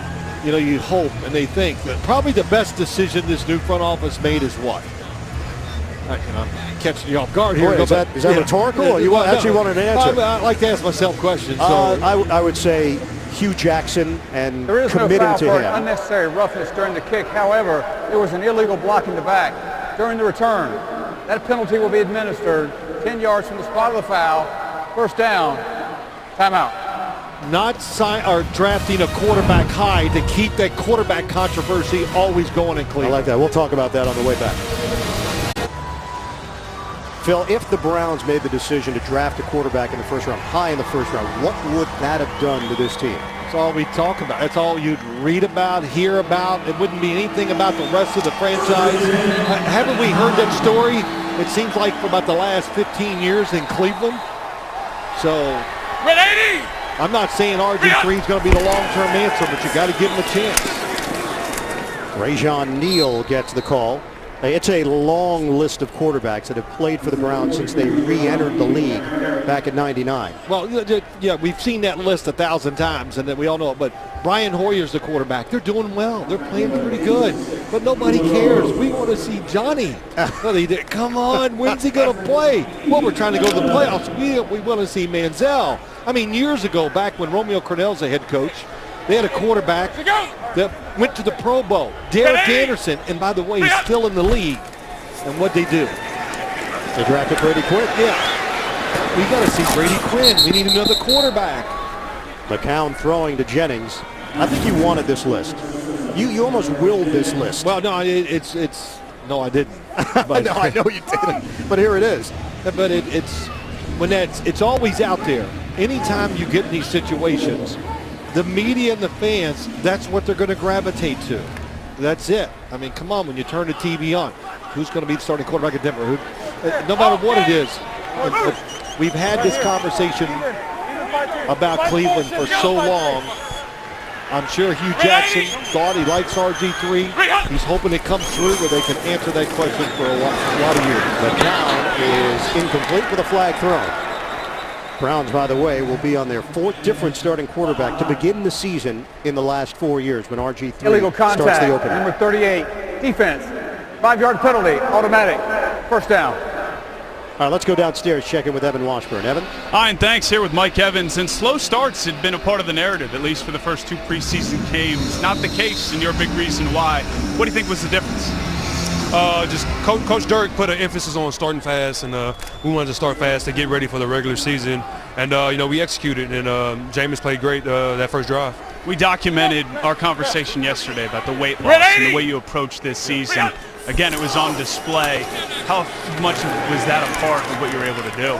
I felt good. I only played the first half, but I felt good. I feel like I could have played the second half, no problem. And it's been helping me a lot. I feel faster, and, it's showing. When you look at this offense in another year with Jameis, what are reasonable expectations for the group? We improved a lot from my first year to my second year. As a team, we were top 10 in offense, and if we cut out all the penalties and the mistakes we made last year, we can be one of the best offenses in the league. Mike, thanks for stopping by, man. Thank you. All right, Evan, last playoff appearance, 2007 for Tampa Bay. They were 9-7 under John Gruden. They lost in the wild card round that year to the New York Giants, who won the Super Bowl. On the pitch, Terrell Watson. 2,212 yards and 29 touchdowns as a senior at Azusa Pacific. Down to 1:10 to play in the third. Well, just listen to Mike Evans. I think it's pretty evident just from last year's when you go over the numbers, what they did on the offensive side, a year experience with Dirk Cutter, a year experience for the young quarterback. And it's all been on display here tonight and this preseason. Tampa Bay has added some reliable veterans on defense with Darrell Smith and Robert Ayers, Brent Grimes. McCown tripped up, was trying to get out of the pocket, but could not break away from Howard Jones. Legitimate pass rusher. Yes. He's a designated pass rusher. DPR. DPR, 95, bottom of your screen. Kind of doesn't get away, but as soon as the quarterback moves, you can see the quickness. Tall, long arms, just what you want. And you want specialists like him to come in on third down and make plays. And the 7th Tampa Bay sack. Bernard Reedy is the return man, waiting for Andy Lee. Browns gave up a long punt return for a touchdown earlier from Adam Humphries. Reedy trying to do the same. Bernard Reedy slowed down and forced out of bounds, but a long return. Malcolm Johnson saving a touchdown. 43-yard run back by Reedy. End of the third, 27-13. Buccaneers are watching the NFL on CBS. This fall, NCIS's Michael Weatherly returns to CBS in the new legal drama, Bull. It premieres Tuesday, September 20th, only CBS. Well, Cleveland's keeping some of their young guys in this game a long time. We still have Agba in there, the second-round pick. Nassib, the third-round pick. And last year's first-rounder, Danny Shelton, still in. Cam Johnson with a tackle on Russell Hansbrough, rookie out of Missouri. Nassib, rookie from Penn State, third-round pick. Of course, his brother Ryan, the backup quarterback with the New York Giants. Nassib won the Ted Hendricks Award during his days with the Nittany Lions. Been productive this preseason, making plays. He's been around the football, recovered a fumble, got a sack. His dad, Gilbert, played football at Delaware. So football's in the blood in the Nassib family. Pitch it, Hansbrough. Nothing there. Swarming to the ball, Justin Tuggle, another guy who's got football in his blood. His dad, of course, Jesse, 5-time Pro Bowler with the Atlanta Falcons. Justin played with the Houston Texans.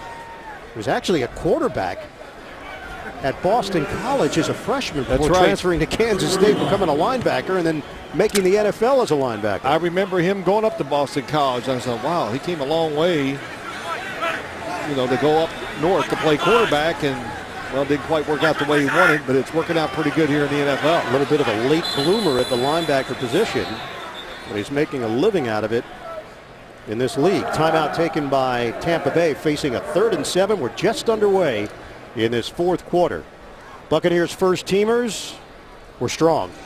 Jameis Winston, who Mike Glennon replaced, 259 yards for Winston, 2 touchdowns, and explosive plays, the big plays. Mike Evans, this is what they're envisioning Dirk Cutter during the regular season. We saw it last year. The numbers were good. They didn't necessarily translate to wins consistently enough. They didn't score enough either. A lot of yards, didn't get the touchdowns. Well, here's how you describe Jameis Winston last year. He was a great point guard.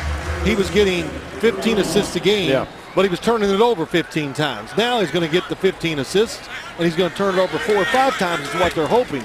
But they don't tell him to pull back. You said it earlier. They tell their quarterbacks, be aggressive with the football. Now here it is, Glennon with a flag thrown. Russell Shepard working the outside against Mikel Everett. Illegal contact, number 49, defense. 5-yard penalty, automatic. First down. And even Winston mentioned that he's just more relaxed in his second year compared to his first year. A little coverage has been tight, so let's do a double move, and when you know you're beat, go ahead and knock him down. Winston, you know, we had a meeting with Dirk Cutter, and he did something that's never been done by a coach, I think, in all the production meetings I've done in my What's career. Well, that's a tease. Yeah, it's been. Russell Hansbrough up the middle. He did not say once, we can't turn the ball over. No, he did not say it. You're right. In fact, he did the opposite. Yeah. I know we're going to throw some interceptions. Absolutely. You know, and I think it's a kind of a lesson for everybody. And I talk about this sometimes, that it's not perfect down there. These guys are going to throw interceptions. If you want big plays, it's going to go wrong every once in a while. You can't be, as we say, Charlie check down and expect your team to move up and down the field and score a bunch of touchdowns. Well, you've been around this league a long time. There are many quarterbacks that are a good gun shot. Absolutely. Well, the coaches make them gun shot. They won't try to squeeze it in there. They won't try to force it downfield because of the result and having to go to the sideline. We hear a gunslinger approach, Brett Favre. Well, he took chances. Yes. A lot of them. And a lot of times it worked out for him. Sometimes it didn't. Winston has that same mindset, same competitive spirit. Like all athletes, you got to find the edge where you're not quite out of control, but where you're at your best. And that's what Jameis Winston, I think we'll see a jump from year 1 to 2 is that. He understands a little more. He knows how to get the best of his ability and not get out of control with throwing the football. Hansbrough gets the carry. Something else that Cutter added in talking about Winston, he said sometimes he wants to win the game on every play. We've talked to him about that. There's this balance of passion versus emotion. Passion is a positive. Emotion can be irrational and illogical when you let your emotions get the best of you. Well, have we seen a few arguments with him on the sidelines over the year? You know, we were laughing about with Jameis, him and Jimbo Fisher. I could read Jimbo Fisher's lip. Shut up. I'll coach. Wait. You sit on the bench. I think you just cleaned it up a little bit. Yes, I did. Lennon. Deflected. Ogba. So Emmanuel Ogba continues to flash here in the preseason. And Glennon's now 1 of 6. Yeah, it's tough outing for this second unit on the offensive side for Tampa. 11:25 to play, 4th quarter. You know, they're out there with all backups in Cleveland, and they're going all out. Of course, you go all out no matter what, but still a lot of frontline players out there for this Cleveland defense. Well, you mentioned the young players. They're just trying to get them as many reps as possible with Ogba, Nassib, Schobert. On a 3rd and 10 now for the Buccaneers. Glennon underneath. Catch is made by Hansbrough, and he's quickly brought down well short of a first down. It covers 4 yards. Justin Tuggle with the tackle. Monty Bryant for Cleveland that time got in there and got a hit on the quarterback, maybe their most productive pass rusher. They're going to miss him early in the year. Yeah, it's a 4-game suspension for Bryant for violating the league's policy on performance-enhancing drugs. And here is Roberto Aguayo from 27 yards away. Great story at halftime on Aguayo and his dad, Roberto, left Mexico seeking a better life. 27-yarder is good. And Aguayo has gotten his confidence back, extending the Tampa Bay lead 30-13 in the fourth. Hugh Jackson, 16th full-time head coach in Cleveland Browns history. Dirk Cutter, the 11th head coach in the history of the Buccaneers. Both of their backgrounds rooted in offense, rooted in quarterback play. Jackson at Pacific and Cutter at Idaho State. And they have risen to the top of their field with that aggressive mindset. Yeah, you know what happens when you're an ex-quarterback and you're watching your guy out there, you teach them, you do all that, but you don't even have to listen to their words because you know what's in their head. So they know when the quarterback needs some confidence or whatever you have to do because they've done it themselves. Aguayo kicks it off.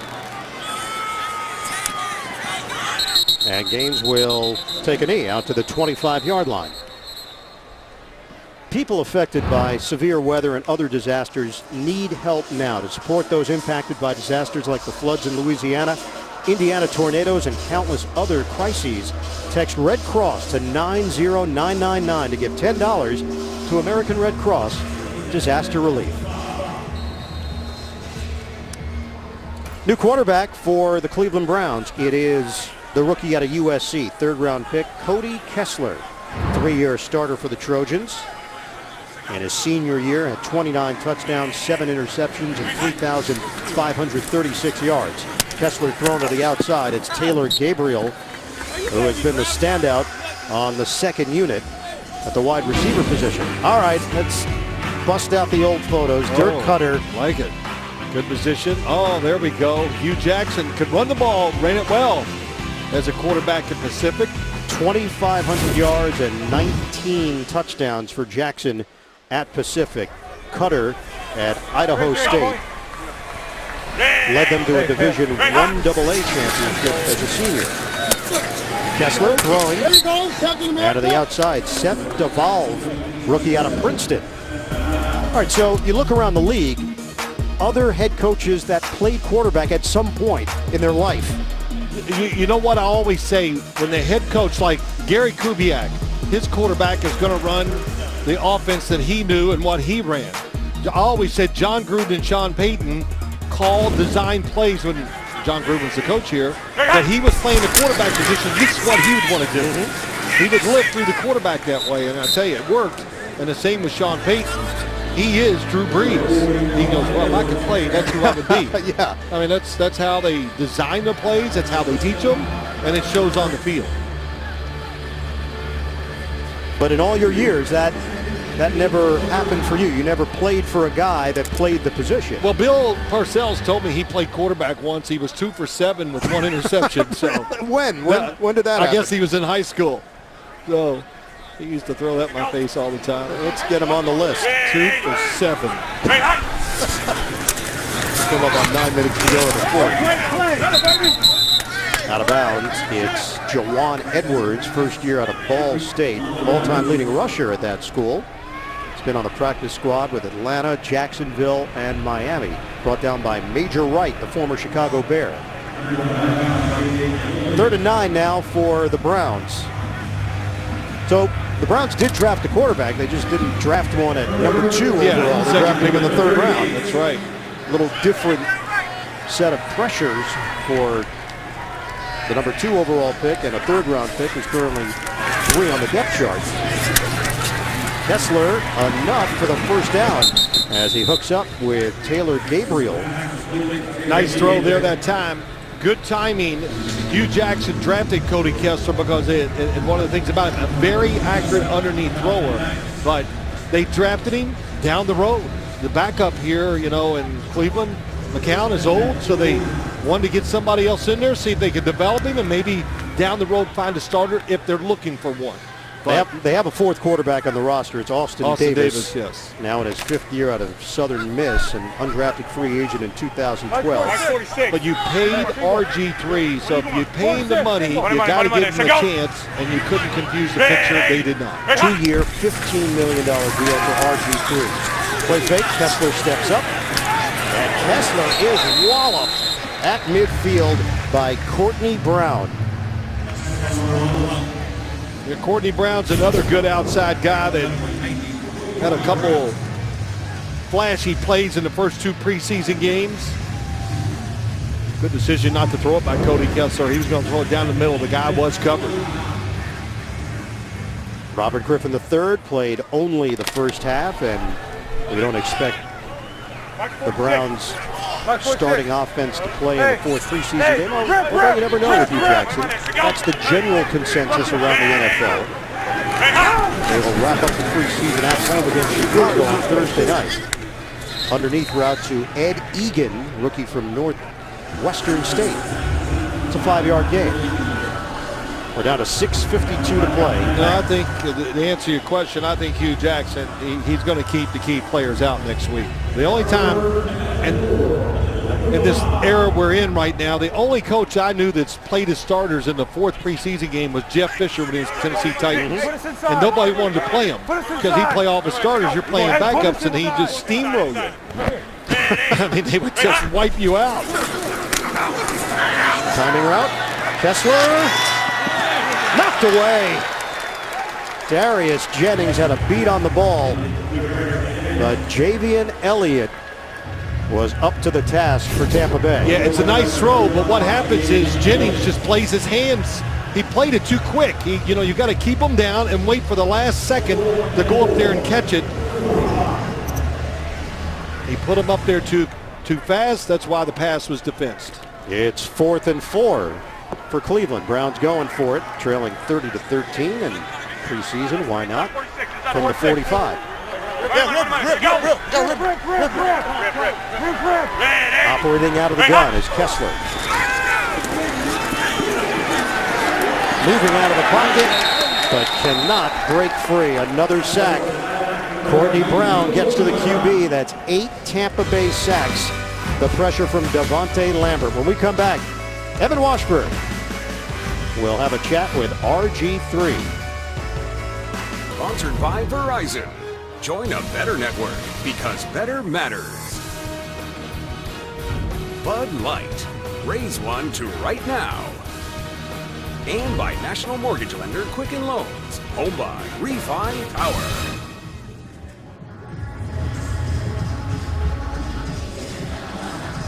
Back here in Tampa, big first half from the Buccaneers.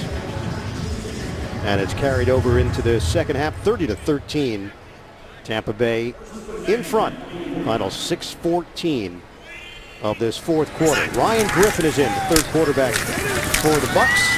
His 3rd year from Tulane. Gives it up to Russell Hansbrough, who is met by Eric Patterson. 5-yard gain. So 2nd and 5 here for Tampa Bay. Griffin, who was a member of the New Orleans Saints, undrafted free agent in 2013. Had some big preseason games with the New Orleans Saints. I mean, that's back when their offense, when he came out a couple years ago. I always look at the numbers, watch most of the games, and they would come in, and it didn't matter what quarterback was in there with Sean Payton. They were throwing up big numbers. On 2nd and 5, given to Hansbrough, tried the stutter step, and he is brought down promptly. We send it downstairs to Evan Washburn. Sure, it's not the first half you wanted from that first team offense, but what do you take away from it? We just got to continue to show grit. And when things are going bad, you don't want it to snowball. We came away with a good play there. Josh making a great play, line protecting me, giving me time to make the throw. Back comes across, picks up the nickel. So we ended on a strong note there at the end of this first half, but we definitely want to have a better showing. For you, in this opportunity, you experienced a lot over the first 4 years in the NFL. What do you take from that experience and use it as you try to be successful here with Cleveland? Yeah, it teaches you, how to handle these situations, whether it's, a bad first half or a bad go for a couple series. It teaches you to be gritty, teaches you to have character, and never flinch. So, I'm proud of the guys for never flinching. We just got to make sure we don't put ourselves in bad situations throughout the game. We were all excited for the first time to see Corey Coleman, Terrell Pryor, and Gordon on the field together. How much do you guys still need to work together in practice to get the chemistry where it needs to be for week 1 or maybe week 5 when Gordon's back in the lineup? Yeah, I think it comes with guys just being healthy and being able to be out there and go.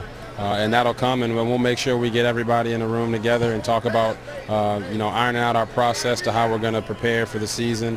And when we get up there on game day, we'll be ready to roll. Last one, with Hughes' offense, he's so creative. What have you seen so far that marries to your strengths as you see them this season? No, he's just very multiple, and Coach is very flexible. There's one thing that he demands every single day, and that's everything you got. So I think everybody's bought into that. We just have to make sure we come out, show it on game day, and just win football games. Robert, I appreciate the time. Good luck this year. Stay healthy, man. Thank you, brother. God bless. All right, Evan, thanks very much. We talked to Robert Griffin III yesterday, and before we left, the last thing he said was nobody is entitled to play in the NFL, right? And that he reminds himself of that. And obviously he had a lot of time to think about that from the sideline in his 4th year with Washington. Well, like he said, he was humbled. He really was. That'll change your perspective. Changes the way you are around players, how you act, you gain the respect. Quarterback's got to know the atmosphere he's in at all times. I mean, you got to know who your enemies are, who your friends, and you just got to know how to navigate a locker room. It's, that's a really, really important part of the job. But I'll say this too, brought something up as Evan was talking to Robert Griffin III.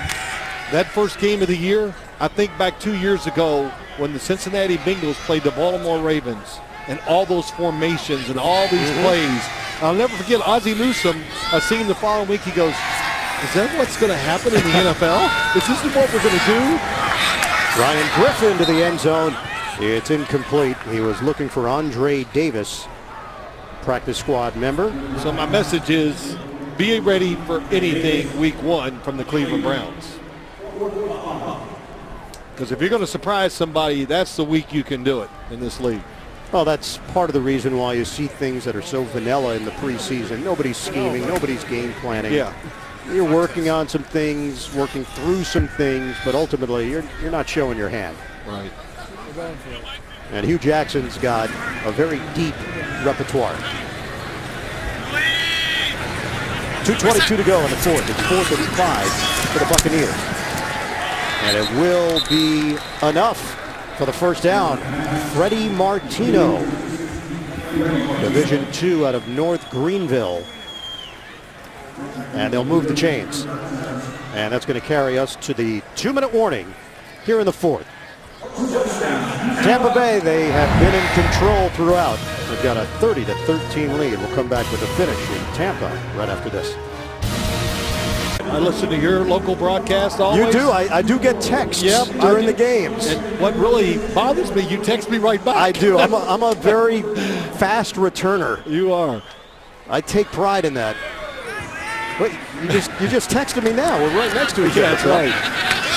1:57 to go. Storm Johnson gets the carry.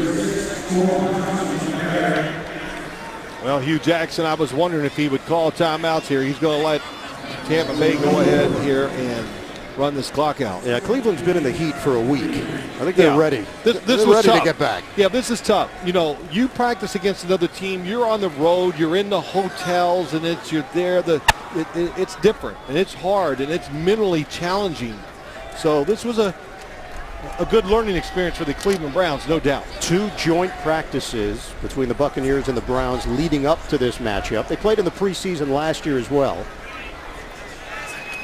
Tight formation, and it will be Griffin taking a knee with just over a minute to play. So the Buccaneers will improve to 2-1 on the preseason. Browns have not won a game in the preseason. They'll move to 0-3. Tampa has got Atlanta and Arizona on the road to start the season. They're home for LA and home for Denver. The Browns will open up the regular season at Philadelphia, then home for Baltimore, at Miami, and at Washington. The return of RG3 in week 4. Wow. You know, listen, I look at all the schedules, and no matter how you look at them, you always see the same thing. Well, that's a tough schedule. Yeah, it's true. It's all tough in the NFL. True. It is. Final seconds. The Buccaneers get it done at home. They beat the Browns 30-13 in preseason game number 3. For the 4th preseason game, we will see the majority of backups in there around the league. Maybe a couple of situations where starters will get a little bit of time. But that's been the MO around the NFL in preseason game number 4. Tampa Bay hoping that this is going to be a turnaround season for this organization. Last playoff appearance, 2007 for the Buccaneers. Final score. The Bucs 30, the Browns 13. For Phil Simms, Evan Washburn, the rest of our CBS crew. This is Ian Eagle saying so long from Tampa. The Bucs over the Browns. You've been watching the NFL on CBS.